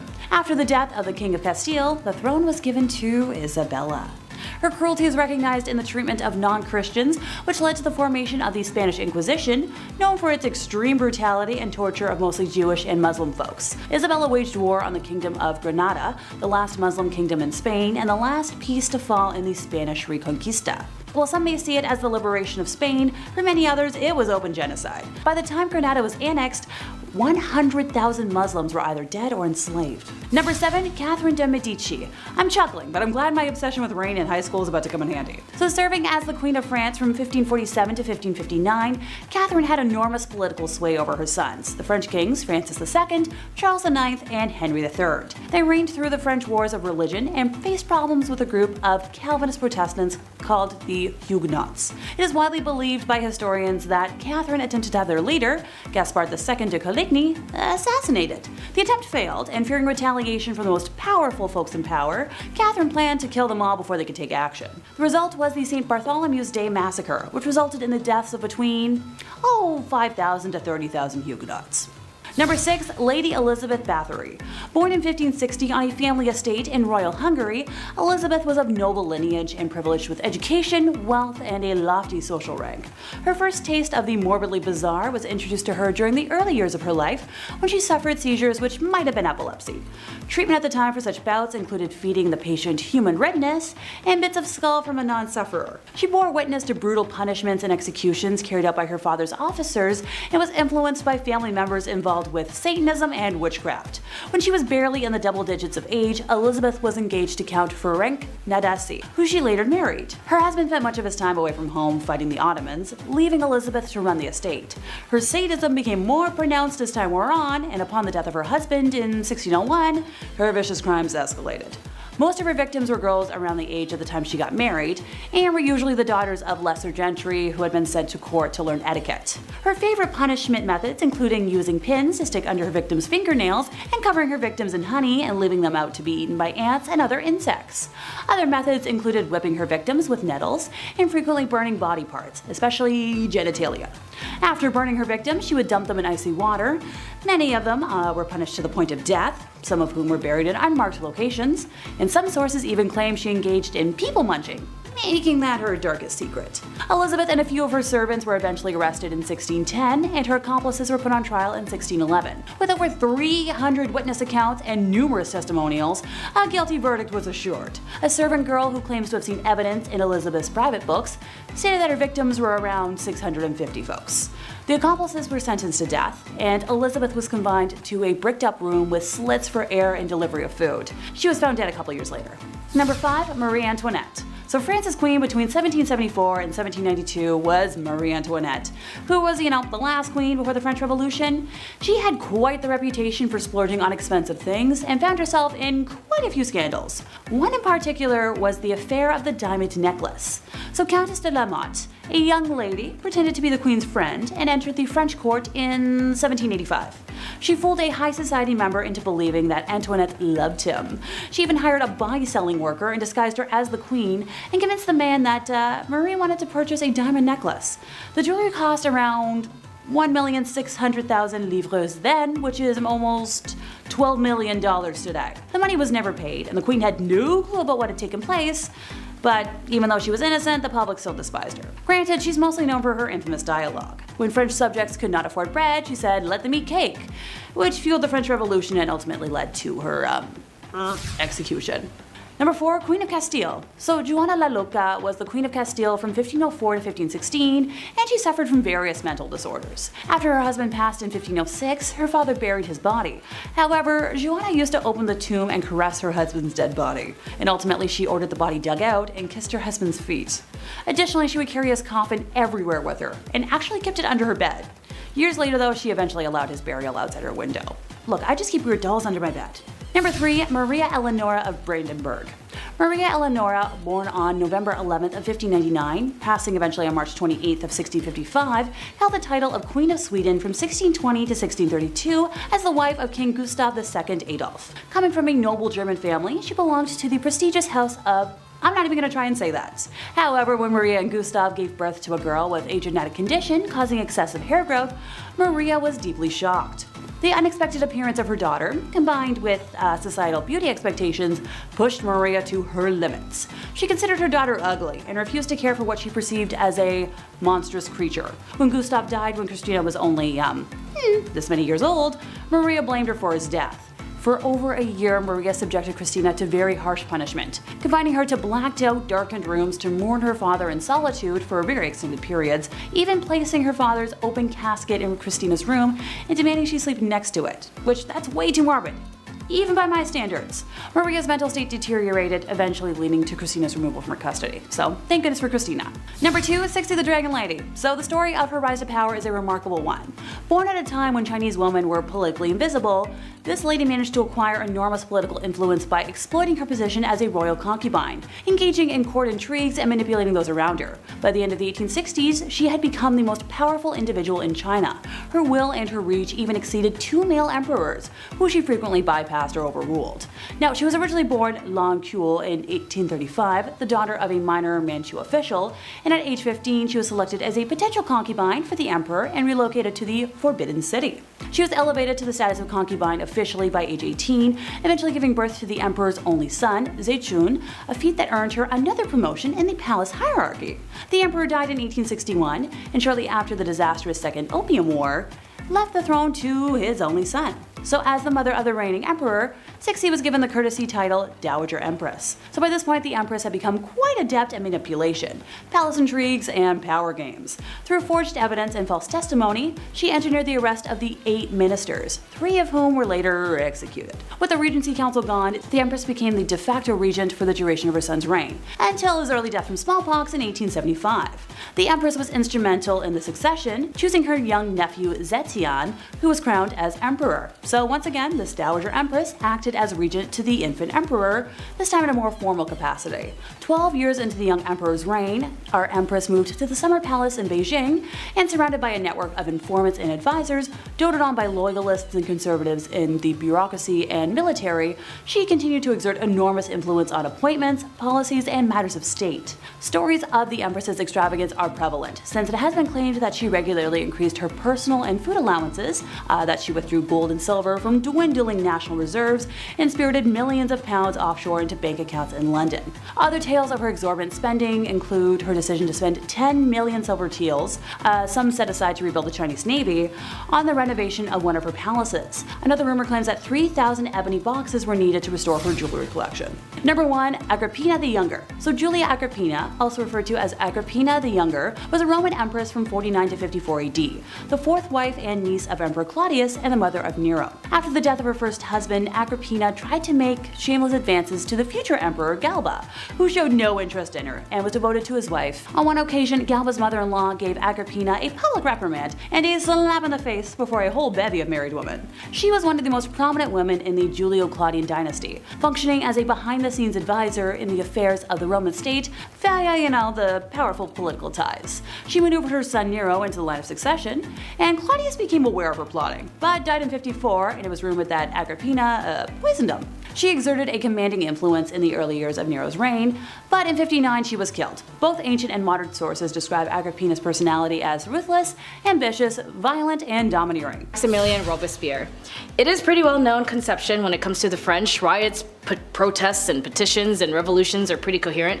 Every time the citizens of France are pissed off about something, you can guarantee they'll be on the streets and ready to go. But when did this start? Well, in 1789, when King Louis XVI needed more money, he failed to raise taxes, and when he had called a meeting with the State General, a man named Maximilien Robespierre came about after he was inspired to become a political advocate for the revolutionary cause, especially since the fact that he defended the will of the people with such conviction that he was nicknamed the Incorruptible at the time. But as always, when it comes to political leaders, that title can only last for so long. Because the idea and title of being such a sudden spokesperson for the people entered his head, he concluded that those who opposed him also meant opposing the people, which again wasn't true. Just because you're a spokesperson for the people doesn't mean you represent all the people. As political leaders and representatives, your role is to listen to the people even if individually they criticize you. You still need to take into consideration for effective leadership. And although we can get into the deeper details, eventually after hundreds and thousands of people died, and successes of committees and policies, the Republic was still in danger as Maximilian commented on criminals disguising themselves as patriots. In summary, the use of the guillotine was used about 16,594 times, and in the end, victims of the massacres were noted as they were caught in the crossfires of the patriotic bloodshed. In the end, his quasi-dictatorship obsession came to the end when he himself, Maximilian, was also guillotined. Number 9. Beverly Elite. Like all ordinary people, it all starts with a specific moment in time where a switch is flipped and you no longer see yourself as the bad guy, or if there's a sense of self-awareness, maybe you do know but you just can't stop. In the cases of Beverly Elite, she was actually always into the idea of taking care of somebody, and when she was young she had the tendency to practice medical stuff, like play a nurse or do gauzes and cast. But it wasn't in a form of, oh I want to learn how to be a nurse, it was more so of like, hey I'm hurt, can you pay attention to me kind of thing. Even to the point the obsession and desperation of being paid attention to would lure her to causing inflictions onto herself and then convince her own doctor to even remove her healthy appendix. She then left school and at 16 took a course in nursing, as this was in 1968, so everyone was just doing things very early on. And as soon as she finished her course, however, she got into a hospital, and in 6 months of hell, specifically over a period of 59 days, she would harm and kill over a dozen children. Every child under her care would suffer from cardiac arrest, chest pains, life support, and insulin overdose. The sad part was, because she was a pediatric nurse, people trusted her fully with their children, thinking she was taking care of their kids, but after staff grew skeptic of another child's death, that's when they found out she had access to drugs and eventually led to her arrest. When she was being interviewed, she apparently laughed, smiled, smirking that she wouldn't go to jail, but justice prevails, and as on May 1993 she was sentenced to life in prison. Number 8. James Patterson Smith. When it comes to toxic relationships, this is an important note that there are sources out there when you don't know if you are in one, and as well as another note, if you feel like the person has to hurt you to love you, I'm going to tell you right now that is not what that is. Find people who care about you, and if it got physical, just call authorities. In the case of Kelly Ann Bates, she was unfortunately groomed by James Patterson Smith when she was just 14 years old. She was babysitting for friends, and Smith had an odd impact on Kelly, but what's more odd was that he was 45 years old. A 45-year-old man was hitting on a 14-year-old. And when Kelly tried to introduce him to her mom, she was livid, and she said, "Kelly, this man is bad and not a good man," and hair would actually rise at the back of her mom's neck. She was right. After 4 weeks straight, Kelly would be tormented, harmed, attacked, and be left with injuries so extensive that when they found her drowned body in the bathtub, authorities know it was something they just haven't seen before, especially how her eyes were gouged out. Prosecutors noted that the trial had, in quote, "It was like Smith was trying to deliberately disfigure her, causing her the utmost pain, distress, and degradation. The injuries were not the result of sudden eruption of violence, but a torment that caused over time." They eventually noted that Smith was delusional and had a distorted reality with paranoia and morbid jealousy. It only took the jury only 1 hour to sentence the man to life. Number 7, Basil Zaharoff. When it comes to a good salesman, from what I've been told from friends who used to do door-to-door or did retail and require commissions, they always tell me that it's about human connection. And as for Basil Zaharoff, he was viewed as a master of bribery and corruption. Considered as the mystery man of Europe, you're looking at the most important people of the time when it comes to influencing the political scene in Europe with his arms deals. On both sides, he would actually sell weapons where he'd be dubbed Merchant of Death. He didn't care which side he was selling to, just as long as he was selling. After all, considering the current times, war is a business. Not even at the expense of civilians or human life as a whole. To men like Basil, they only care about money. Even today, despite his transactions, they remain a mystery as he took up 2 days burning as much evidence as possible. After the First World War, he wanted more money and focused on the conflicts in Greece, where he single-handedly convinced both parties between Venizelos and King Constantine to use his weapons against each other. He was basically playing Sims, but in real life. In the end, his life was shaped by seizing opportunity wherever he could find it, and through his self-serving businesses dealings, he helped shape the power dynamics of Europe and thus played an instrument part in the history of the continent. Number 6, Brenda Spencer. I Don't Like Mondays is a song by Boomtown Rats and a famous quote by our favorite cat, Garfield. But for the 16-year-old Brenda Spencer, who the song Boomtown Rats is based off of, is one of that's very concerning. Brenda Spencer had killed 2 adults and wounded 8 children in a sniper attack on a San Diego elementary school in 1979. The reason, she said, it was just because she didn't like Mondays. And she had a very specific color that she liked, and if you were wearing it that day, you were shot. Her parents were separated when she was young, and she was left in the custody of her dad, and her father did try to bond with her after noting she had a knack for shooting birds with a BB he took on himself to get her a semi-automatic. Why? I don't know either. But he could have just taken her to like the mall or something. But apparently, according to Brenda, she said the reason why her dad got her the weapon was because she knew she was depressed and there was rumors that she wanted to take her own life. The morning of the event that took place is when her separated father left home and she was supposed to be at school, but it was noted by her teachers she had no interest in academics. And so she lived next to an elementary school, and when she saw the children and adults around, that's when she fired. Eventually, further casualties were reduced when the police moved a van that obscured her vicinity, and she was eventually apprehended. After a deep psych eval, she was pleaded guilty and was sentenced to 25 years to life. Number 5, Candace Elizabeth Newmaker. When you grew up in an unstable home, there are cases, if not most cases, especially if the child is unable to have any rehabilitation of security or sense of safety. The child, psychologically speaking, is, for the lack of a better word, traumatized. After Candace Elizabeth Newmaker's parents were caught for their negligence of Candace and her siblings, Child Protective Services took her away. As a result, she was later adopted by a single woman and a pediatric nurse named Jean Elizabeth Newmaker. But after months of adoption, Candace was reacting pretty not good, and she was very aggressive, according to Jean. She even killed her pet goldfish and started playing with matches. Keep in mind, this was all under the allegation of Jean, as she would also give Candace medication and take her to a psychiatrist due to her reckless behavior. In the year 2000, Jean took Candace to a pseudoscientist by the name of Cornell Watkins, who didn't have a license, to do a 2-week intensive attachment therapy program that cost $7,000. She found this so-called psychiatrist from another licensed psychologist named William Goebel. After 2 weeks, Candace died from the so-called rebirthing session, and the goal of this so-called rebirthing required an individual, in this case the child, to mimic a simulate womb covered by flannel sheets and pillows. Candace was held down by 4 adults where she was begging and pleading that she couldn't breathe. She yelled 11 times that she was dying, to which the people involved, named Julie Ponder, said go ahead and die right now, for real. After 20 minutes, Candace threw up, excreted inside the sheet, and despite, they still restrained her. 40 minutes after, they asked her if she wanted to be reborn, and she responded no. They yelled at her that she was a quitter, and at the end of the session she realized that she was motionless, her fingertips were blue, and Jean, who was watching the session from another room, took notice and tried to do CPR. They called 911, and when they were able to get a pulse, but eventually Candace died from being brain dead from asphyxia. Considering this was all videotaped, these so-called therapists were sentenced to prison sentences, convicted of reckless child harm. And after that, the US House of Rep passed Candace law in Colorado and North Carolina, preventing reenactments of the so-called birth experience. Number 4, Delphine LaLaurie. Delphine LaLaurie was also known as Madame LaLaurie, who was a New Orleans socialite of French Creole descent who lived in the 19th century. She is infamous for her association for one of the most notorious instances of cruel and harm in American history. So reports suggest that slaves who were owned by Delphi were found in a state of extreme physical harm and torment, as reportedly chained to walls. Others were confined in small cages, and others showed signs of severe mutilation. The exact details and extent of the atrocities atrocities vary in historical accounts, with some describing brutal experiments and inhumane treatment. As the news of the discovery spread, a mob of outraged citizens attacked the mansion. However, Delphi and her family managed to escape before facing any legal consequence, of course. After leaving New Orleans, Delphi's exact fate is unclear, as there are different accounts of where she went and what happened to her. The Lori mansion has also been noted as a haunted house, as ghost stories and legends, as it's also considered to be one of the most haunted places in New Orleans. Number 3. HJSY. If you were in Japan in the 70s, you might know this horrific and tragic story of Junko Furuta. A once motivated, popular, and beautiful high school student was headed home to watch the final episode of her favorite television show, Tonbo, when suddenly 4 deviant, horrible high school boys by the name of Hiroshi Miyano, Joe Ogura, Shinji Minato, and Yasushi Watanabe abducted her and took Junko to Minato's home. There, they were extremely violent as they violated her and allowed other men to violate her as well. From the day of her kidnapping on November 25th to the day that she died on January 4th, under excruciating physical and psychological pain, she was tormented, beaten, lacerated, and even burned. Her appearance drastically deteriorated to the point where she even gave off a rotting smell. After beating and dropping an iron exercise ball in her stomach several times, burning her with hot candles and on her eyelids, forcing her to drink her own urine, Furuta succumbed to her injuries and she died.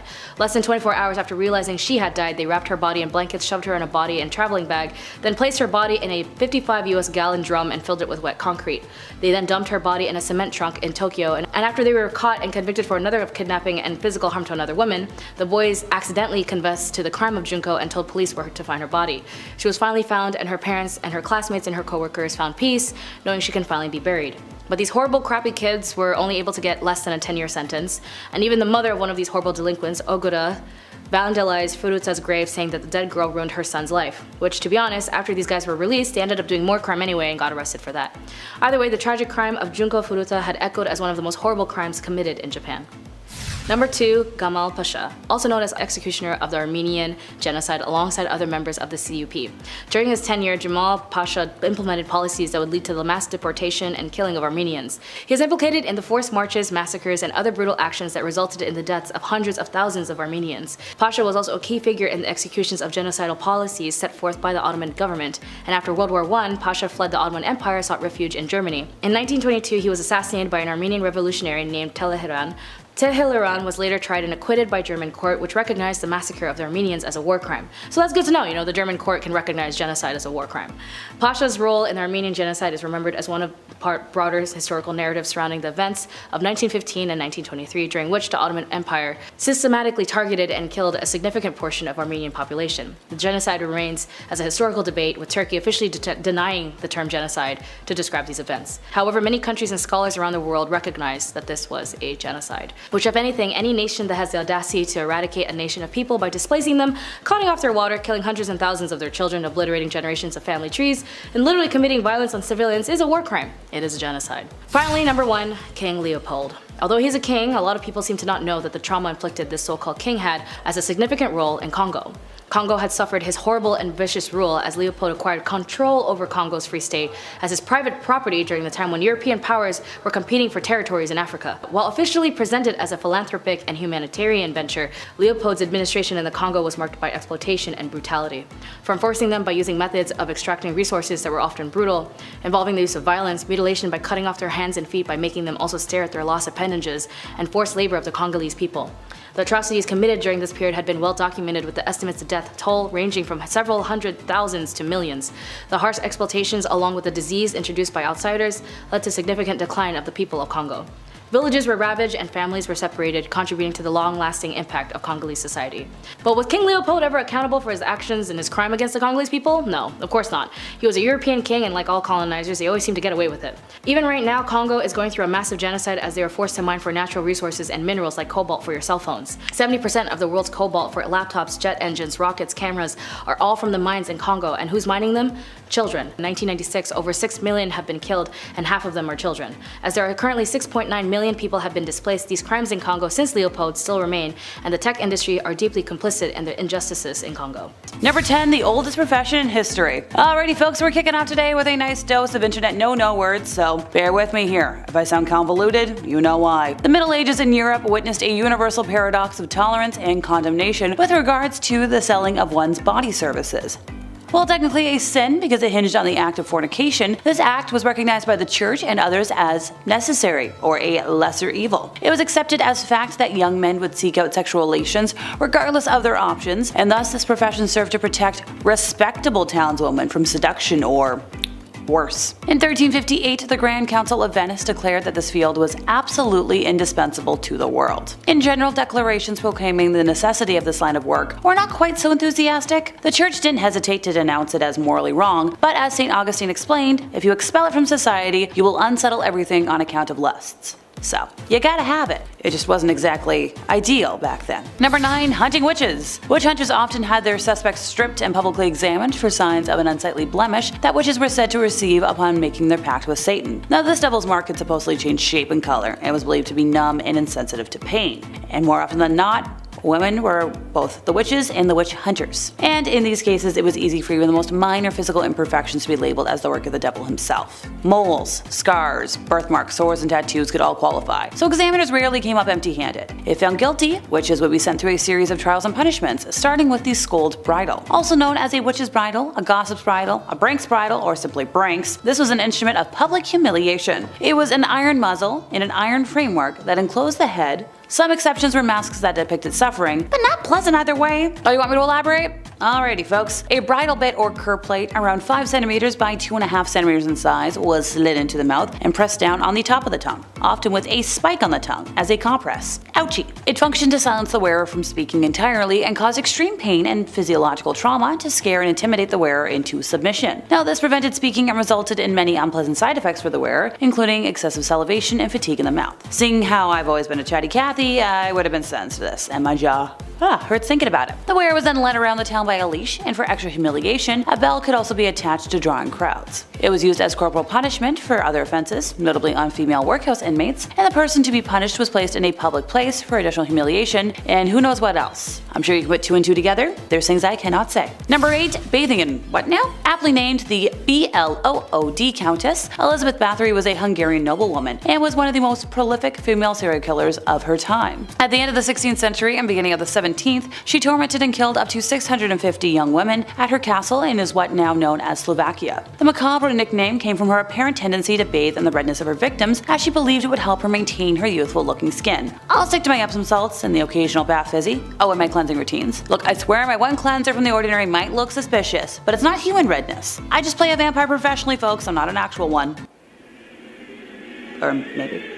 Number 7. Serfdom. In most Middle Ages communities, the king technically owned all the land in an area. He would lease it out to noble barons in exchange for an oath of their loyalty, and then these nobles had the freedom to govern their land and impose taxes as they pleased. Yeah, as you can expect, they were pretty brutal about it. This privilege for the few landed barons came at a great cost to the serfs. Now, this was the poor mass of people who had no land and no rights. They were essentially treated as slaves by the local nobles, and they toiled on the land and brutally worked 6 days a week from dawn until dusk. Per the feudal system, they were forced to produce crops, raise livestock, and offer some value, to pay their liege lord for the use of the land. And the grind never ended. If you were born into the lower class, it was extremely likely you would remain there for your entire life. There was no social mobility or opportunity to work through one's birth position. Instead, the poor, unwashed masses simply kept working hard and toiling away with no chance of ever improving their lives. If that's not evil, I don't know what is. Number 6. Getting married way too young. Yeah, medieval females obtained the status of married woman very early. At the age of a girl reached the age of majority and was entitled to marry. Now, in this scheme of things, the choice of her future husband was based entirely on her parents' will. No wonder a marriage sanctioned by the law of the church turned out to be a nightmare for many wives. Under civil law, a husband was permitted to moderately physically harm his wife. Actually, a medieval tradition advised a husband to treat his wife as a pupil.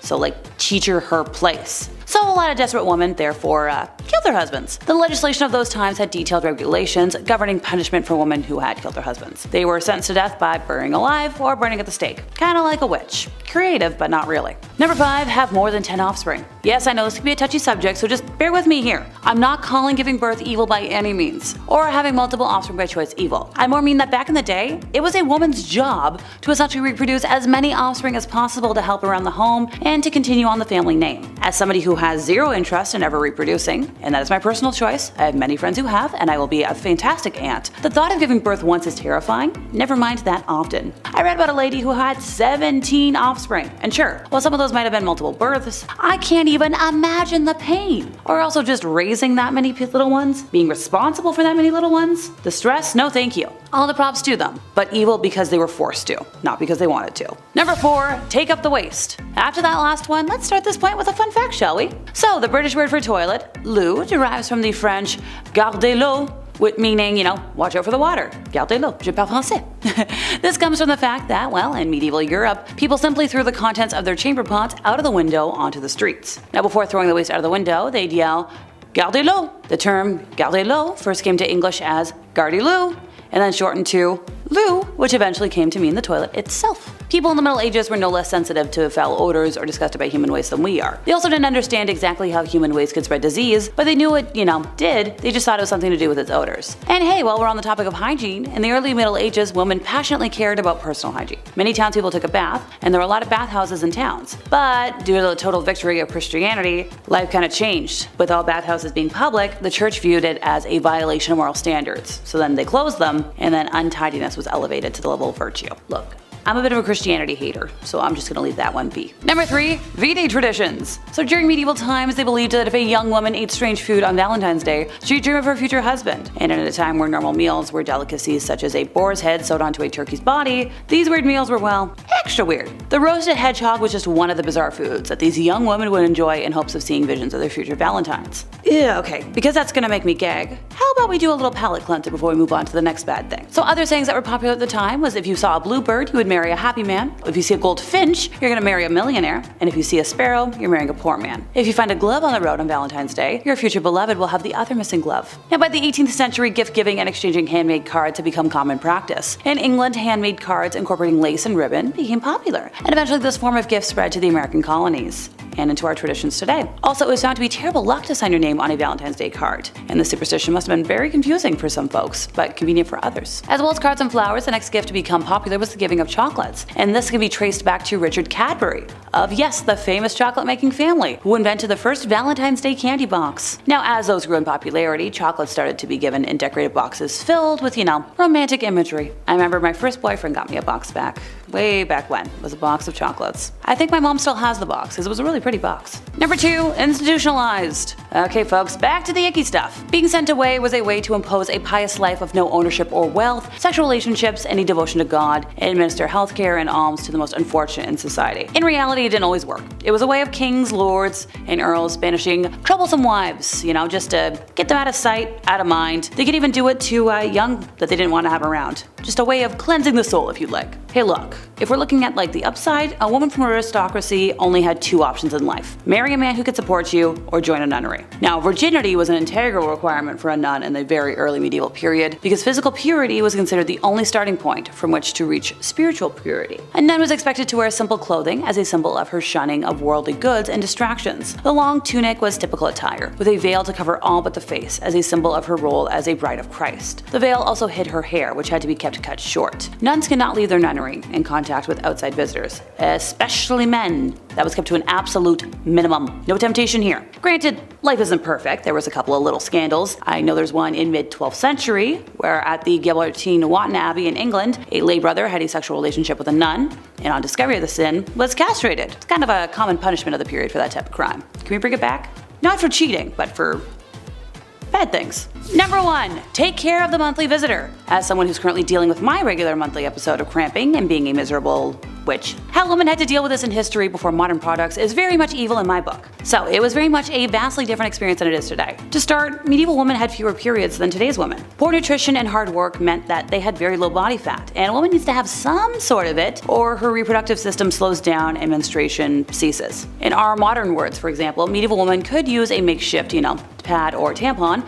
Pads are made of scrap fabric or rags, hence that's where the phrase came from. Cotton was preferred though, because the material absorbs fluids better than the alternative, which was wool, which is also itchy and uncomfortable. There is some archaeological evidence to show us that some women may have worn panty-like garments, and they could also wind cotton fabric around a twig, and you make of that what you will. Interesting side note though, a common type of bog moss found throughout medieval England. Now the long official name I can't say, but the popular name was Blood moss, and people realized that they could use it in the battlefield as first aid. So put two and two together. Also, the main reason why medieval petticoats came in red, it was fashionable, decorative, but it was good at disguising accidents. Number 10. Ted Kaczynski. As a young man, Kaczynski was a mathematic prodigy, and at Harvard University he underwent psychological experimentation designed to harm and humiliate subjects, which may have been part of the CIA's mind control program, aka MK Ultra, as he began to have a promising career at UC Berkeley, then suddenly resigned and retreated to the wilderness, determined to fight industrialization and the destruction of nature. Between 1978 and 1995, he mailed and delivered explosives to targets of tertiary institutions and aviation companies across the country, killing at least 3 people and injuring 23. The FBI dubbed him the University and Airline Bomber, leading to the nickname the Unabomber. A manhunt finally caught Kaczynski in 1996, after which he was given 8 life sentences. Number 9. Henry Kissinger. Considering he was a very notable figure in American politics, his choices in regards to political American policies involving foreign affairs were extremely costly and disregarding of human life. When the Vietnam War exploded in 1955 and lasted till 1975, it had been noted that it was America's longest and most expensive war that had occurred in that era. At this time, there had been at least 4 noted US presidents, and Henry Kissinger acted as a Secretary of State for both Nixon and Ford. In regards to the conflicts between the North and the South Vietnam over the control of which mega empire would rule, this side more in Asia, whether the USSR in the North, Americans in the South, that backing that could have technically liberated the South Vietnamese was costly, as it was noted to be up to another potential $700 million. But Kissinger, despite him stating in reports he wished Congress approved his call to liberate the South Vietnamese, he happened to also make deals behind closed doors with their leaders, sacrificing them for the US POWs held hostage in the North. But also considering it was expensive and they needed oil, the Middle East were having conflicts after the Nakba that occurred in Palestine, how the colony Israel had taken over lands, and in order for the US to get oil, Kissinger had to write to Israel to release some of the land so that they colonized back to the Arab nations so that the US could get oil to continue their war in Vietnam. But the sympathy towards the South Vietnamese dwindled not just economically but socially when people went into the streets yelling for the government to stop funding this war, killing civilians, not just American young men forced into the war and developing PTSD later, but the hundreds of thousands of innocent Vietnamese that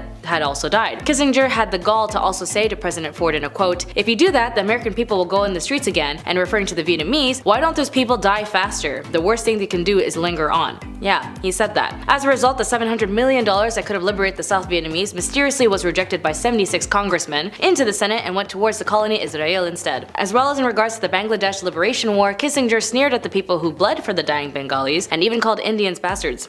Nice guy. Number 8. Harvey Weinstein. For sure, this guy is pretty new for the history books, but he will for sure be mentioned in law books in regarding to blackmailing, coercion, and so much more messed up stuff like physically harming and harassing women and threatening their career. As a former Hollywood film producer, he became the center of a high-profile criminal case that brought attention to issues of harassment and physical harm in the entertainment industry. The allegations against Weinstein were a catalyst for the Me Too movement, a social media campaign encouraging survivors of harassment and harm to come forward with their experiences. The movement shed light on the widespread issues of misconduct in various industries. Weinstein faced a high-profile trial in New York in early 2020, and the trial included testimony from multiple women who accused him of misconduct. On February 24, 2020, Weinstein was then convicted of physical non-consensual harm in the 3rd degree and criminal act in the 1st degree. He was then acquitted for more serious charges, including predatory harm. Number 7. Ed Gein. Ed Gein, also known as the Butcher of Plainfield or the Plainfield Gowl, was an American killer and body snatcher who gained infamy for his gruesome crimes in the 1950s. His activities served as a partial inspiration for various fictional serial killers in books and films. Gein's crime was discovered in 1957 when police investigated the disappearance of a hardware store owner, Bernice Worden. During a search of Gein's property, they found Worden's decapitated body hanging in Gein's shed, dressed out like a deer. Dressed, like skinned. Further investigation revealed a house of horrors, as Gein was a grave robber who exhumed corpses from local cemeteries. He admitted to creating a variety of items from human body parts, including clothing, furniture, and masks. Gein's gruesome artifacts shocked the public so much and fueled sensationalized media coverage, and Gein was suspected in the disappearances of 2 other individuals, but only 2 deaths were definitely linked to him, Bernice Worden and his own brother, Henry Gein. Ed Gein was declared mentally unfit for trial and spent the rest of his life in psychiatric institutions. He was then diagnosed with schizophrenia, and his confinement included time in the Central State Hospital for the Criminally Insane in Waupun, Wisconsin, later in a mental health institution. He was kind of inspired for that chainsaw massacre thing as well. Number 6. Clementine Barnabet. Clementine Barnabet was an American woman who gained notoriety in the early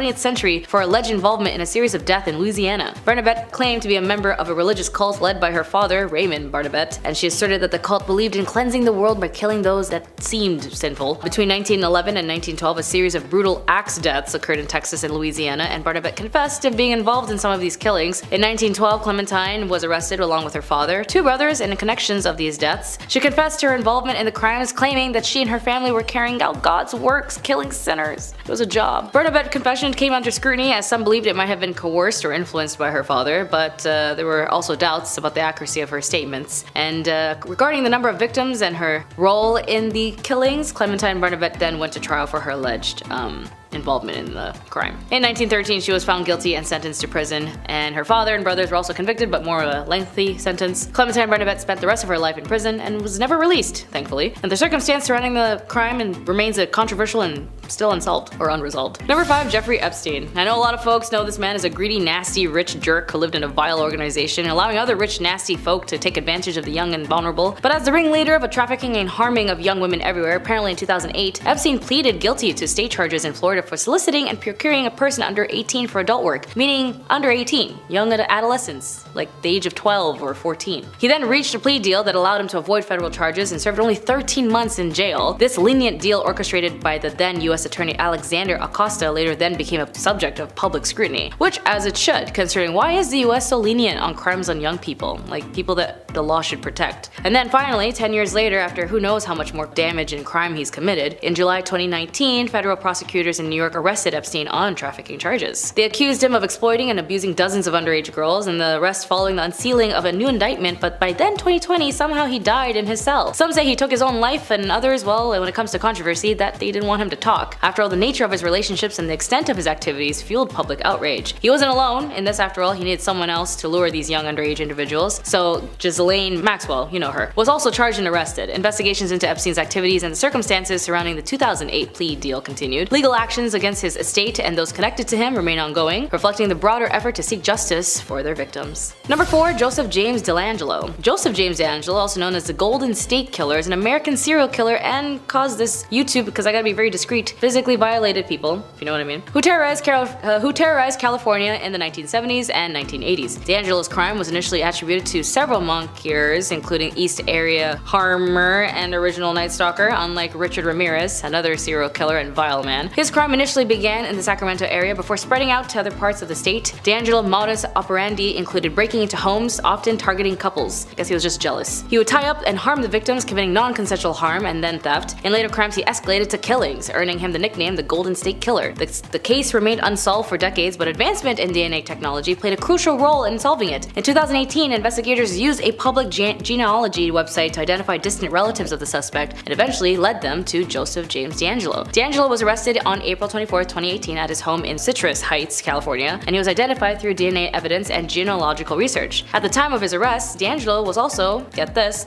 a former police officer, which added to an extra layer of shock to the case. In August 2020, DeLangelo was sentenced to life in prison without the possibility of parole, and the sentence marking the conclusion of one of the most notorious unsolved criminal cases in US history. Number 3, Nathan Bedford Forrest.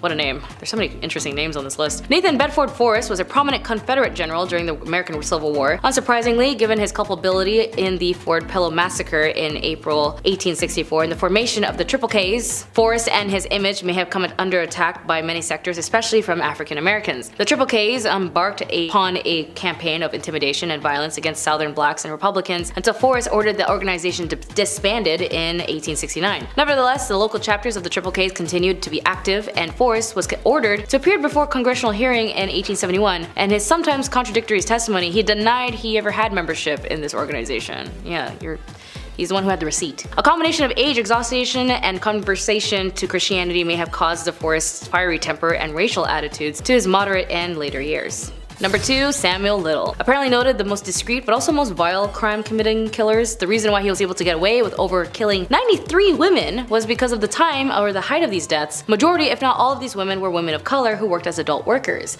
And because in the 70s, law enforcement didn't prioritize people of color or the occupation of working as an adult worker, any case of missing persons from both of these factions as a cohesive was met with dismissal. So Samuel, who had a bloodthirst for control and death, committed to these crimes only to these main demographics and even admitted that once he he was caught at a homeless shelter in Kentucky. Originally, the arrest was over narcotics, but while they tested DNA, they found the link to his crimes that were left as cold cases. And he actually memorized all of the victims that he had killed. That's crazy. Number 1, Raymond Valdenlehare and John Heller. These men are hella messed up, and I'm not surprised, but it's also known that, yeah, that's pretty much why these guys are on this list. Specifically Raymond, he was a doctor who ran a research study to learn about the effects of syphilis on 400 African American men, also supposedly also 600 African men, around that range. The study began in 1932, and in the 1940s the cure of syphilis was discovered in penicillin. As a result, during the experimentation, the doctors didn't tell the patients they had syphilis and didn't even give them a cure. Even some of the subjects who have heard about penicillin, so the doctors gave them sugar pills and said that they were cured when they weren't. They even prevented 50s era public health campaigns to cure syphilis from operating in their area, and they told patients that the painful spinal taps and other procedures were free treatments. They did not allow patients to see any other doctors just in case those other doctors would cure them and mess up their so-called research. Many of the patients were drafted for World War II, and the military wanted to cure their syphilis and recruit them, which the researchers fought as best as they were able to, and the study finally ended in 1972. By that time, 128 of the men have died from syphilis, and the rest have been treated by military while they were drafted. Many of the children were born with syphilis-related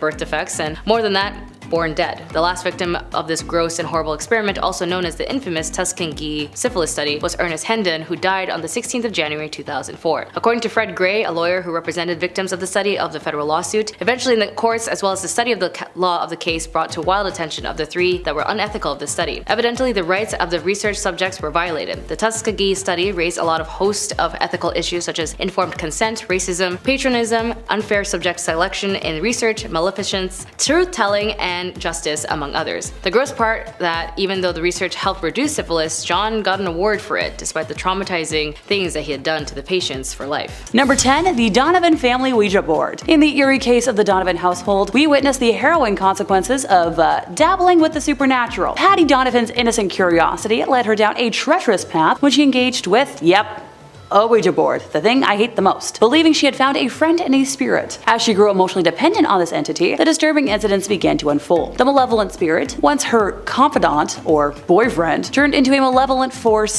quite the force, wreaking havoc on her family. It targeted their vehicles, disassembling engines and puncturing tires, leaving them vulnerable and stranded. The spirit's actions escalated with vandalism around their home and inexplicable damage to their property, even to the point of furniture levitating and rocks raining down on their house. It's kind of baffling that the family didn't connect the dots sooner, seeing as the signs of, chaos became increasingly apparent and obvious. Her dad, Ted Donovan's desperation led him to seek help from our favorite paranormal investigators, Ed and Lorraine Warren. Upon their arrival, they sensed a pervasive malevolence within the home, and the family's history with the Ouija board was finally revealed. The Warrens, realizing the gravity of the situation, initiated the process for an exorcism, which took a painfully long month to be granted. In the meantime, the entire family endured more torment and destruction at the hands of the malevolent entities. Finally, on May 2nd, the exorcism took place, liberating the family from their demonic ordeal. However, they were left with a substantial financial burden due to the extensive damages inflicted upon their home. Let this be a lesson to you all.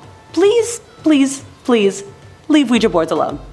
Please. Number 9, the Woodruff family. So this incident happened in St. Francisville, Louisiana, and in a home built in 1796 by General David Bradford on top of a formal burial ground, so brace yourselves! Our story begins with a newly married couple, Mr. and Mrs. Clark Woodruff. Mr. Woodruff was a cruel and harmful man and owned numerous slaves, which was the icky norm at the time, and one in particular that he liked to punish went by the name of Chloe. Now, Chloe tried to protect herself from the wrongful punishments by listening in on the Woodruff's conversations and modifying her behavior, which, hey, that's brilliant. Sadly though, one day after being caught eavesdropping, Clark had one of Chloe's ears cut off. The painful experience would stay with Chloe and inspire her to make plans for revenge. On the 9th birthday of the Woodruff's daughter, Chloe placed poisonous oleander leaves into the cake, intending to only get the family sick so she could nurse them back to health and, earn a favor with the family. Tragically, the dose was lethal, and it ended up killing the missus and the offspring. Now, while Chloe was punished fatally by the other slaves and her ghost haunts the home, the mirror in the front hall is cursed and has the spirits of Sarah and her two descendants trapped inside of it. People who look into the mirror ever since have reported feeling a sense of dread that stays with them past their visit, experiencing horrid thoughts and more. Look, I'm on Team Smash the Thing, even though I know that would technically make the world worse. So maybe just stick it in a closet somewhere, because it's just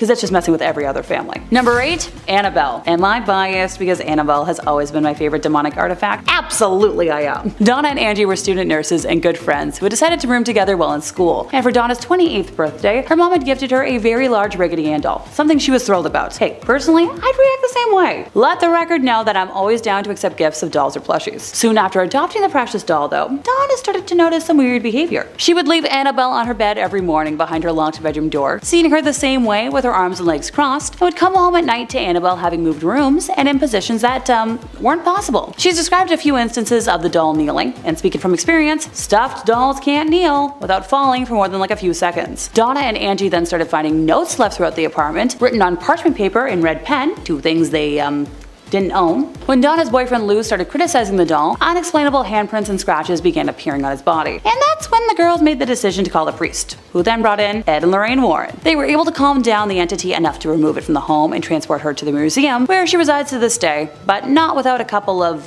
chaos events over the years. Number 7, Robert the Evil Doll. Hey, for starters, this doll only looks vaguely human. His nub of a nose looks like a pair of pinholes, and he's covered in brown little nicks, like scars. His eyes are beady and black, and combined with his malevolent smirk, it's terrifying to look at. Clasped in his lap, he's holding his own toy, a dog with disproportionate eyes and a too big tongue falling out of its mouth. The doll originally belonged to Robert Eugene Otto, an artist described as, well, eccentric. Neighbors of Robert used to hear him having a conversation with the doll, and this continued into his adult years. He brought it everywhere, and talked about it in the first person as if it weren't a doll, which I know, might sound kinda batty, but it's the best way to deal with cursed objects. Trust me, I'm talking from experience. The doll remained stored in the Otto family home until Robert passed away in 1974. After his death, a couple bought the house, and their 8-year-old found the doll in the attic. The young girl often claimed that the doll was trying to kill her, and it's now on display in a museum in Key West and is still believed to curse people. His last caretaker before the museum experienced him disappear and reappear as he pleased, along with hearing footsteps and giggling in the attic. Some claimed Robert's expression changed when anybody badmouthed Otto in his presence. Oh, and he's been responsible for a few car crashes, some divorces, and broken bones. So, good Robert, good doll, please. I don't need to be cursed. My life's crazy enough as it is. Number 6, another Ouija board incident. The story of Mark and his family's eerie encounter with a cursed Ouija board infested home in Australia is nothing short of a supernatural roller coaster. At first, subtle signs emerged, like their dog's reluctance to enter the house, which was dismissed as, a mere adjustment to the new environment. But things quickly escalated. Mysterious flooding in the laundry room, shattered light bulbs, and an overwhelming sense of unease in certain areas of the house signaled something far more sinister. The disembodied laughter, shuffling feet, and phantom voices only intensified their torment. Even visiting relatives experienced the unnerving phenomena firsthand. What's truly chilling is the revelation about the previous renter's involvement in seances and a messy divorce, possibly leaving behind a trail of spiritual chaos. Possibly. Maybe. Mark's mother's decision to consult a local pastor led to a grim revelation of multiple demonic entities lurking in their home. As the supernatural disturbances grew unbearable, the family decided to take action. The mom's brave confrontation with the paranormal, reading Bible verses aloud, was met with the spirit's fury, resulting in potential poltergeist activity. The climax of this terrifying tale came when the youngest member of the family miraculously survived a fall from an open window. This event was the final straw, prompting them to flee the cursed house without looking back. Once again, not to sound like a broken record, leave Ouija boards alone. Please. Number 5, a cursed painting. Technically, this item cursed enough households to be a top 10 list of its own, which is a nightmare for my brain. The tale of the crying boy painting is a chilling example of the inexplicable, a bizarre intersection of art and the supernatural that unfolded in the 1970s and 1980s. Bob Smith's childhood fascination with the seemingly, innocent painting turned into a haunting mystery when a kitchen fire devastated his grandmother's house, leaving only the painting unscathed. The eerie connection deepened when Bob later learned that the very same painting had caused similar tragedies in other households. Giovanni Bregolin's series of paintings, of which the crying boy was a part, became notorious. In 1985, the Sun newspaper in the UK published a shocking account of May and Ron Hall, whose home was consumed by fire, with only the cursed painting surviving unharmed. What's truly unsettling is the firefighters' claim that he had witnessed multiple house fires, where everything was reduced to ashes except for copies of the crying boy. The widespread reports of similar incidents fueled the belief in the painting's curse, leading to a wave of fear and destruction. Ultimately, the Sun's bonfire of these paintings marked the end of their popularity, but a few copies still linger, carrying with them the ominous aura of the inexplicable. So, if you have one, burn it. Number 4, a conjuring book. In this perplexing case, the Foster family found themselves entangled with quite the evil artifact. Yep, a book to conjure evil things that, if you haven't guessed it already, brought malevolent forces into their home. The eerie events began when Lorraine Warren received a mysterious call from a Mrs. Sandy Foster in the middle of the night, only to have the phone connection mysteriously severed. The following day, Lorraine visited the Fosters and learned of the disturbing occurrences plaguing their household. Meg, the daughter, had unwittingly invited dark spirits by dabbling in the occult, and the family experienced a series of terrifying events. I'm talking the classic: faucets turned on by themselves, phantom footsteps echoed throughout the house, and strange lights and sounds plagued their nights. So, go Ed and Lorraine, they stepped in to confront the menacing presence. They discovered that Meg's bedroom was a hub of occult activities. Containing black conjuring candles, occult vestments, and ritual books. Ruh-roh. They sealed the room, removing the sinister artifacts, and as they worked to dispel the evil, they encountered a chilling telepathic feeling of dread and an inexplicable force preventing them from ascending any kind of stairs. Despite these challenges, Ed and Lorraine persevered. With holy water and prayers, they successfully cleansed the house of the malevolent entities. The case serves as a haunting reminder of the dangers of dabbling in the occult and potential consequences of summoning forces beyond human comprehension. See? I told y'all.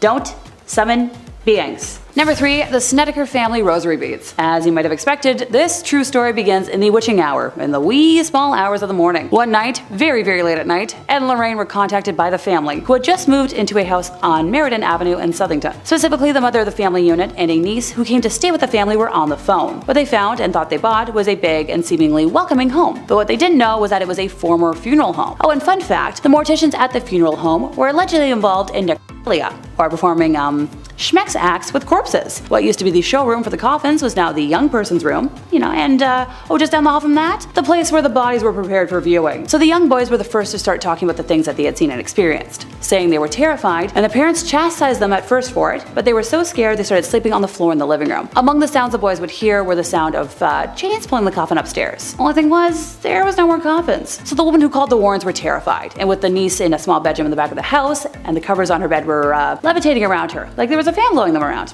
No big. And Lorraine said that while the mom was on the phone with her, even more bizarre events started happening. The mother had rosary beads in her hand, and while she spoke, the beads were actually being pulled apart and falling to the floor. So Ed and Lorraine went over the next morning with the family's parish priest. A blessing of the house seemed to do nothing to calm things down, so that's when the Warrens decided to call the bishop's office. Eventually sent an exorcist, which seemed to do the trick. But not before one last hurrah from whatever was believed to be haunting the house, because demons don't like to give up without a fight. There was a huge tree in front of the house, and half of the tree, with no wind, broke off and fell on the property. The family moved a short time later, and Ed and Lorraine kept the rosary beads that had been pulled apart, because if a demonic spirit can touch a Catholic relic, that's just a really bad thing. Number 2, Bathsheba's jewelry box. Soon after the Perron family moved into what they thought was a really fun home, strange occurrences began to unravel, initially dismissed as minor inconveniences. We're talking brooms moved on their own, and the young daughters started seeing apparitions. Carolyn Perron, determined to uncover the truth, delved into the history of the house and discovered a lineage plagued by mysterious and tragic deaths spanning 8 generations. The most ominous presence was that of Bathsheba Sherman, a woman associated with witchcraft. Bathsheba's malevolent intentions became evident as the family's life spiraled into a nightmare. One harrowing incident involved Carolyn experiencing an inexplicable puncture wound on her calf, resembling a large sewing needle impalement. This unsettling occurrence was just one of the many tormenting episodes endured by the Perron family over their decade-long residency in the house. Thankfully, the Warrens got summoned to help the family, and they identified a cursed artifact, a mysterious box, which they believed acted as a conduit for the evil energy afflicting the household. So they took it with them. End of story.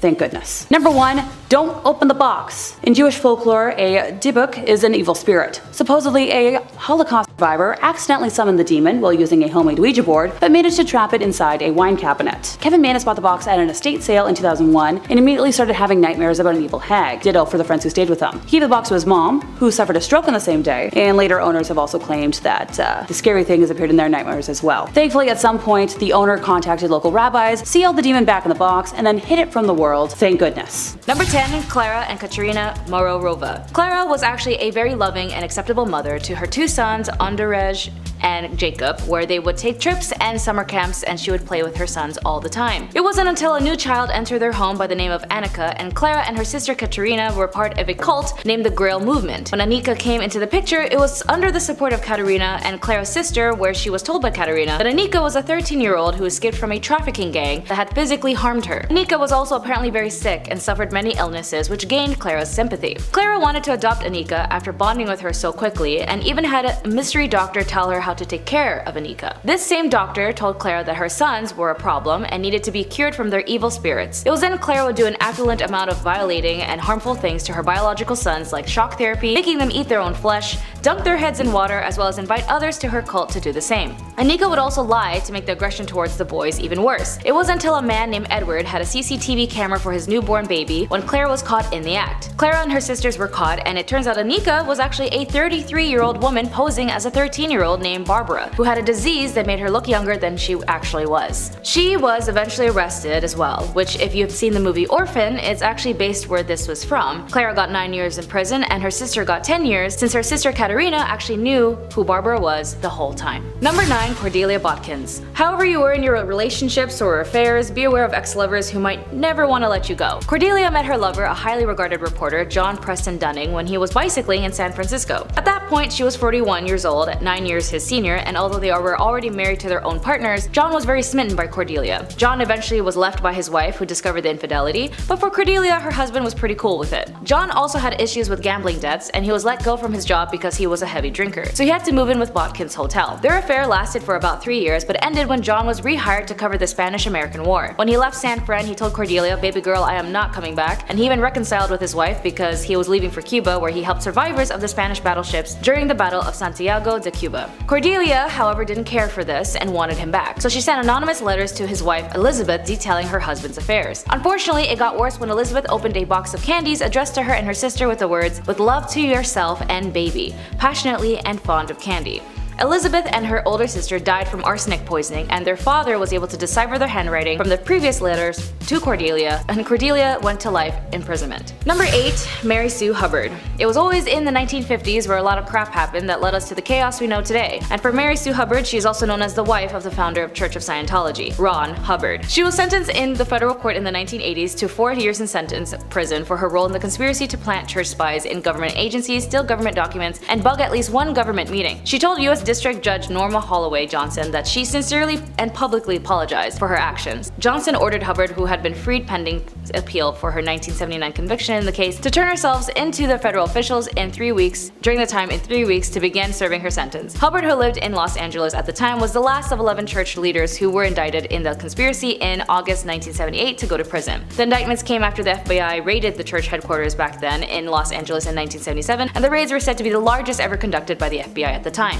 Documents introduced in courts by prosecutors in 1979 contended the operatives of the church initiated numerous break-ins at government official offices, including the Justice Departments, and they secretly placed a listening device in the Internal Revenue Service's conference room, and all in a apparent effort to combat what the church alleged government harassment. Judge Johnston commented that she didn't know whether the government had harassed the church, but she quotes, "Even if I assumed there was harassment, I still can't accept what you did as excusable." Number 7. Natalia Guerrera. Speaking of religious cults, Natalia Guerrera was definitely part of one where she had sacrificed her own 2-day-old infant and burning him to death as part of a satanic ritual. She was finally apprehended by police after evading capture for 2 years. Just 2 days after giving birth, Natalia agreed to have a baby, Jesus, quote-unquote, killed after the leader of Antares de la Luz cult and the father of the child, Raymond Gustavo Castillo Gaete, declared that the infant to be an antichrist and that the sacrifice would help prevent the end of the world on December 21st, 2012. Natalia had previously stated in her defense that she was drugged at the time of the murder, but a forensic psychologist declared that the members were not under the influence when the sacrifice was carried out. After her sentence, Natalia managed to flee and was on the run for 2 years. Investigators noted that she had lived in different houses and even changed her identity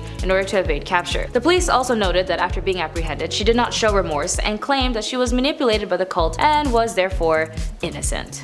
Number 6. Eileen Wos. Eileen Wos was a convicted serial killer as she targeted only men as an adult worker. She had up to 7 victims and would target specifically motorists, men who would meet her on the road as she acted as a hitchhiker. She was incarcerated at the Florida Department of Corrections BCI death row for women, and she tried to appeal to the US Supreme Court, which was later denied. At that point, she dismissed her legal counsel and terminated all pending appeals. She then would go off to say, in quotes, "I killed those men, I robbed them as cold as ice, and I'd do it again. There is no chance in keeping me alive or anything because I'll kill again, and I hate crawling through my system. I am so sick of hearing this 'she's crazy' crazy stuff. I've been evaluated so many times. I'm competent, sane, and I'm trying to tell the truth. I'm the one who seriously hates human life and would kill again. After extreme mistreatment she suffered while imprisoned and the inhumane management given to her by the officers, in her final interview she expressed to the media in quote, "You sabotaged me, society, and the cops, and the system. An attacked woman got executed and was used for books and movies and so on." Her final on-camera words were, "Thanks a lot, society, for railroading my ass." She was later executed by lethal injection. Number 5. Patricia Krenwinkel. As of 2022, Patricia Krenwinkel, now 74, was convicted of 7 counts of first degree in August 1969 for the Manson family attacks that left 7 people dead. She was also known as the Manson Girl when she was arrested in Mobile, Alabama. It was during the summer of 1969 where Charles Manson ordered his members to end the lives of 7 people in Los Angeles, including actress Sharon Tate. During the trial, Patricia Trial's attorney, Paul Fitzgerald, suggested that although her fingerprints were found inside the Tate home, she might have been an invited guest or friend. Seemingly unfazed by the possibility of a guilt verdict and a death sentence, Patricia reported spent much of the trial drawing doodles of devils and other satanic figures. All during the trial, she remained loyal to the Mansons and the family. Demonstrated of this unity included walking hand in hand with Atkins and Van Houten, singing songs written by Manson, as well as shaving their heads and carving a giant X on their foreheads.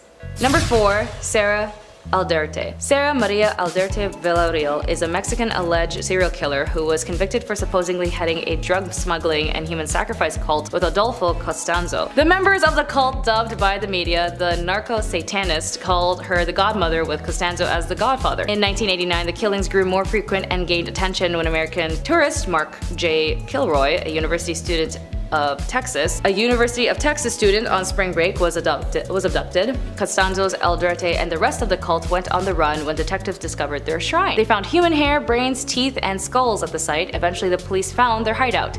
Aldrete was convicted of criminal association in 1990 and jailed for 6 years. In the second trial, she was convicted of several of the killings of the cult's headquarters and sentenced to 30 years in prison. If Aldrete is ever released from prison, American authorities plan to prosecute her for the murder of Mark. If Aldrete is ever released from prison, American authorities plan to prosecute her for the death of Mark. Number 3. Leonarda Cianciulli. Known as the soap maker of Correggio, Leonarda Cianciulli was a serial killer from Italy. Cianciulli was devastated after learning that her son was going off to prepare for the war in World War II. To keep him safe, Cianciulli offered human sacrifices. She killed 3 of her neighbors with an axe and made tea cakes out of their remains. Not only would Cianciulli eat these cakes, but she would also serve them to guests, and Cianciulli's third victim, Virginia, who was made into both teas and cakes and bars of soap. Once again, this soap was gifted to friends and neighbors, and Cianciulli was eventually sentenced to 30 years in prison. Sorta sounds like the femme version of Sweeney Todd, but a Bath and Body Works edition. Number 2. Enrica Marta. Often referred to as a vampire owing to the nature of her crime, it is generally believed that Marta kidnapped kids off the streets of Barcelona and put them in her work brothel. It's also believed that Marta killed minors and used their blood and remains in various elixirs. She then sold these elixirs to the rich, claiming that they treated dangerous ailments like tuberculosis. 12 victims have been linked to her, although it's suspected that she killed many more. Although some historians defend Marta and argue that her crimes weren't as bad or as many as the traditional story suggests. She was actually detained and jailed in the Reina Amalia prison. Further investigation revealed more housing in Sant Feliu de Llobregat, property of Marta's family. Here they found remains of children in vases and jars, as well as books of remedies, including a list of rich clients who the police apparently tried to hide from being leaked, including rich politicians, doctors, and businessmen, and bankers. Kinda similar to a case we had in our modern times with a guy whose name rhymes with Lefri Nipson. Although she was arrested, she was never tried since she died in the hands of her prison mates, and companions ended up lynching her. Apparently, some say her wealthy clients hired the prisoners to shut her up. It's very interesting how history repeats itself sometimes, as this was in 1913. Proving to be one of Victorian era's most infamous criminals, Amelia Dyer could be one of the most prolific serial killers in human history. Back in Victorian England, she was paid for adopting babies in a practice known as baby farming. Amelia Dyer turned this into her profession and adopted numerous children. She began by keeping them for a time until they passed of a natural cause, but ultimately turned into disposing them shortly after adopting them, thereby keeping the money without having to raise them. One of Dyer's victims was actually found floating in the river Thames on March 30th, 1896, leading to her arrest and eventual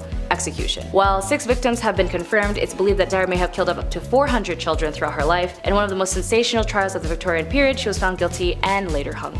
Number 10. Breeding cows. Farmers in India in the 1980s figured out that if they were able to crossbreed their cattle, they'd be able to breed cattle that could produce more milk, which would of course mean more money for them and their families, and it made sense in the concept, but how was the execution? Well, different breeds of bull were brought in and farmers were expecting milky results. They ended up with cattle that did produce more milk, but at the same time, and they needed way more food or else they would stop producing said great amounts of milk. As well as due to the nature of the human involvement of the breed, they were actually more susceptible to diseases, and so they were left to having to do more frequent visits to the vet. So although they were producing more milk, which would have helped them economically, but the results of maintaining the animal and the product as well was a bit too expensive in the long term. Number 9. Remote brains. While at Yale in the 1560s, Delgado inserted electrode implants into the brains of primates and used a remote control that gave off radio frequencies to make the animals perform complicated movements. Later he placed the implants into the brain of a bull and got into the ring with the beast using his transmitter to stop it charging before it even reached him. Aside the animal cruelty, he even tried these experiments on 25 people and wired them up. Behaviorally, it only induced the people's anger and impacted more towards their aggression, but he kept striving for a way to achieve mind control and even once said, "We must electronically control the brain, and someday armies and generals will be controlled by electric stimulation of the brain." I wonder how that's going. Number 8. Forced separations. Clinical psychologists led by Peter Neubauer ran a secret experiment in which they separated twins and triplets from each other and adopted them out as singlets. The experiment said to have had partially funded by the National Institute of Mental Health, which came to light after 3 identical triplet brothers accidentally found each other in 1980. Talk about serendipity. They had no idea they had siblings. David Kellman, one of the triplets, felt anger towards the experiment, quoting, "We were robbed of 20 years together," said Kellman in the Orlando Sentinel article.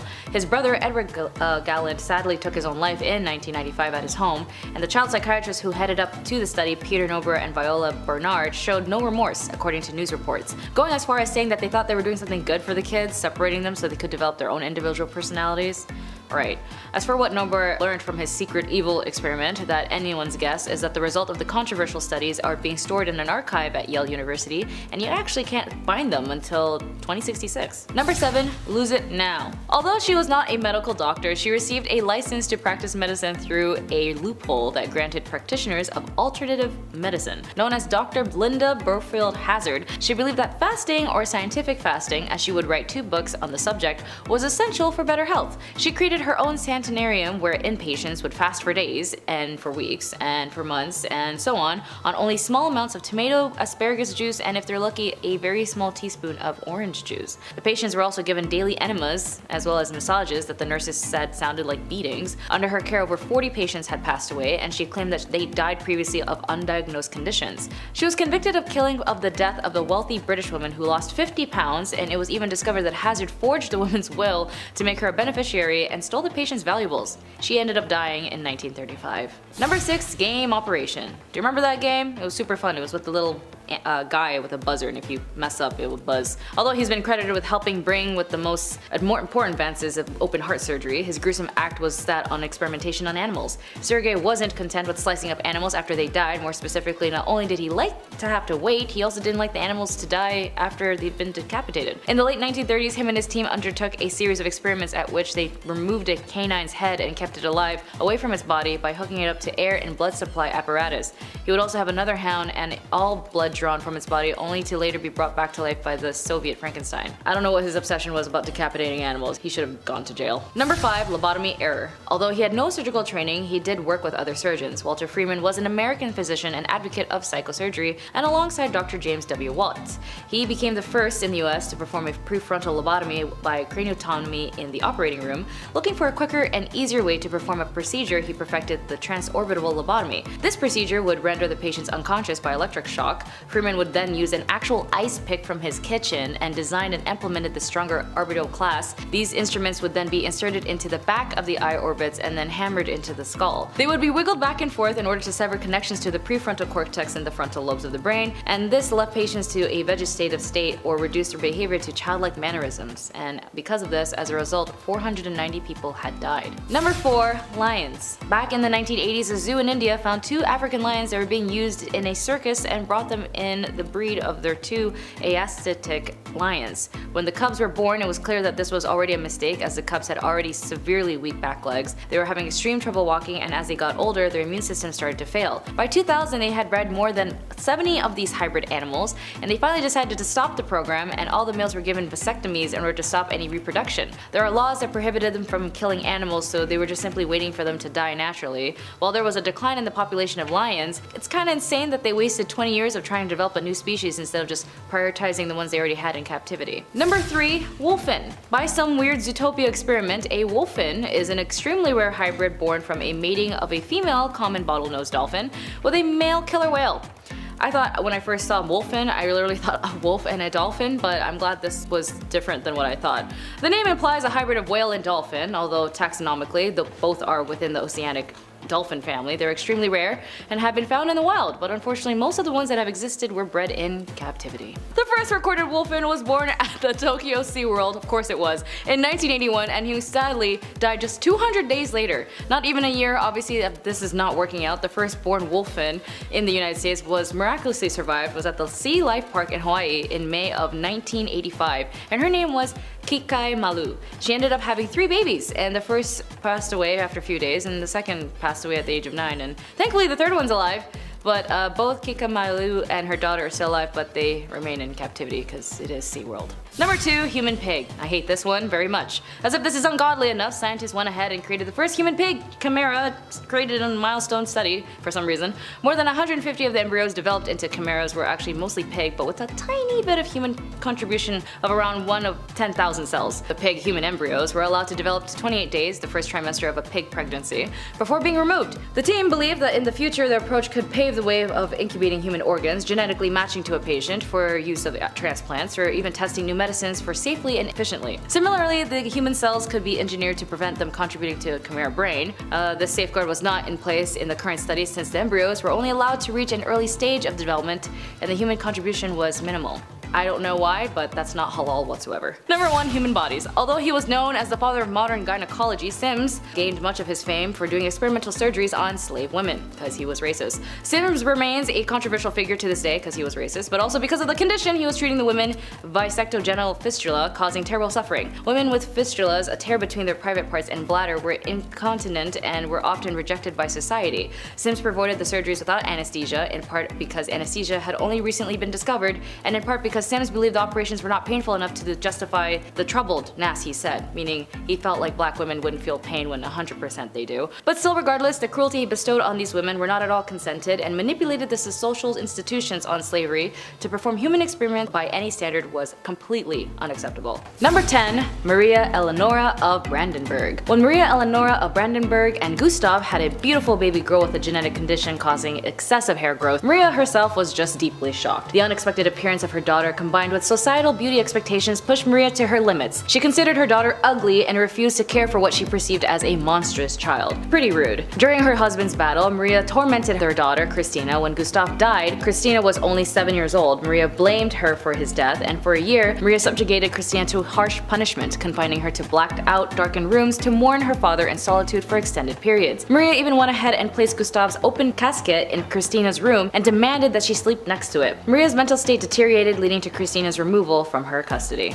Number 9. Isabel of France. Isabel of France was married off to England's Edward II when she was just 12 years old. The relationship would end over their opposing politics and breakdown of trust in each other, also the fact that she was married at 12 years old. Edward was known to keep male favorites close to him, often as advisors. Hugh Despencer the Younger became the king's chamberlain in 1318, and he immediately began to push Isabella out of the king's sphere of influence. Edward began to favor Despencer over Isabella to the point that the two were rarely ever together at all. Eventually, Edward faced conflict with Charles IV of France, Isabella's brother, and Isabella's lands were confiscated and she was left for France. By that point, Isabella was ready to return to England once more. Among other things, she wanted to remove Despencer from Edward II's court, and her husband refused, though, which turned out to be a big mistake because almost immediately, Edward II's popular support crumbled. He abdicated the throne, and Isabella had Hugh Despencer executed. With her son Edward III installed as king, Isabella and her new lover ran England for a while. Then Edward III launched his own coup against his once beloved mom, and Isabella was forced to give up her income, assets, and most of her land. Number 8. Empress of Julia Agrippina. Empress Julia Agrippina of Rome regularly tried to overthrow her son. Agrippina the Younger was an ambitious person, even as far as Roman emperors and rulers go. She was once the first emperor of Rome, although she spent most of her early life trying to depose her predecessors. She truly believed her and her son had the birthright claim to the empire and manipulated her uncle Claudius into changing Roman laws about familial marriage so that the two could wed. Claudius's demise has been surrounded by mystery, and some sources claim that Agrippina killed him. Together with her son Nero, she ruled Rome from 49 to 54 CE. Eventually, Nero grew tired of her manipulations and forced her out of power. She attempted to organize political opponents against her own son, and he had her expelled.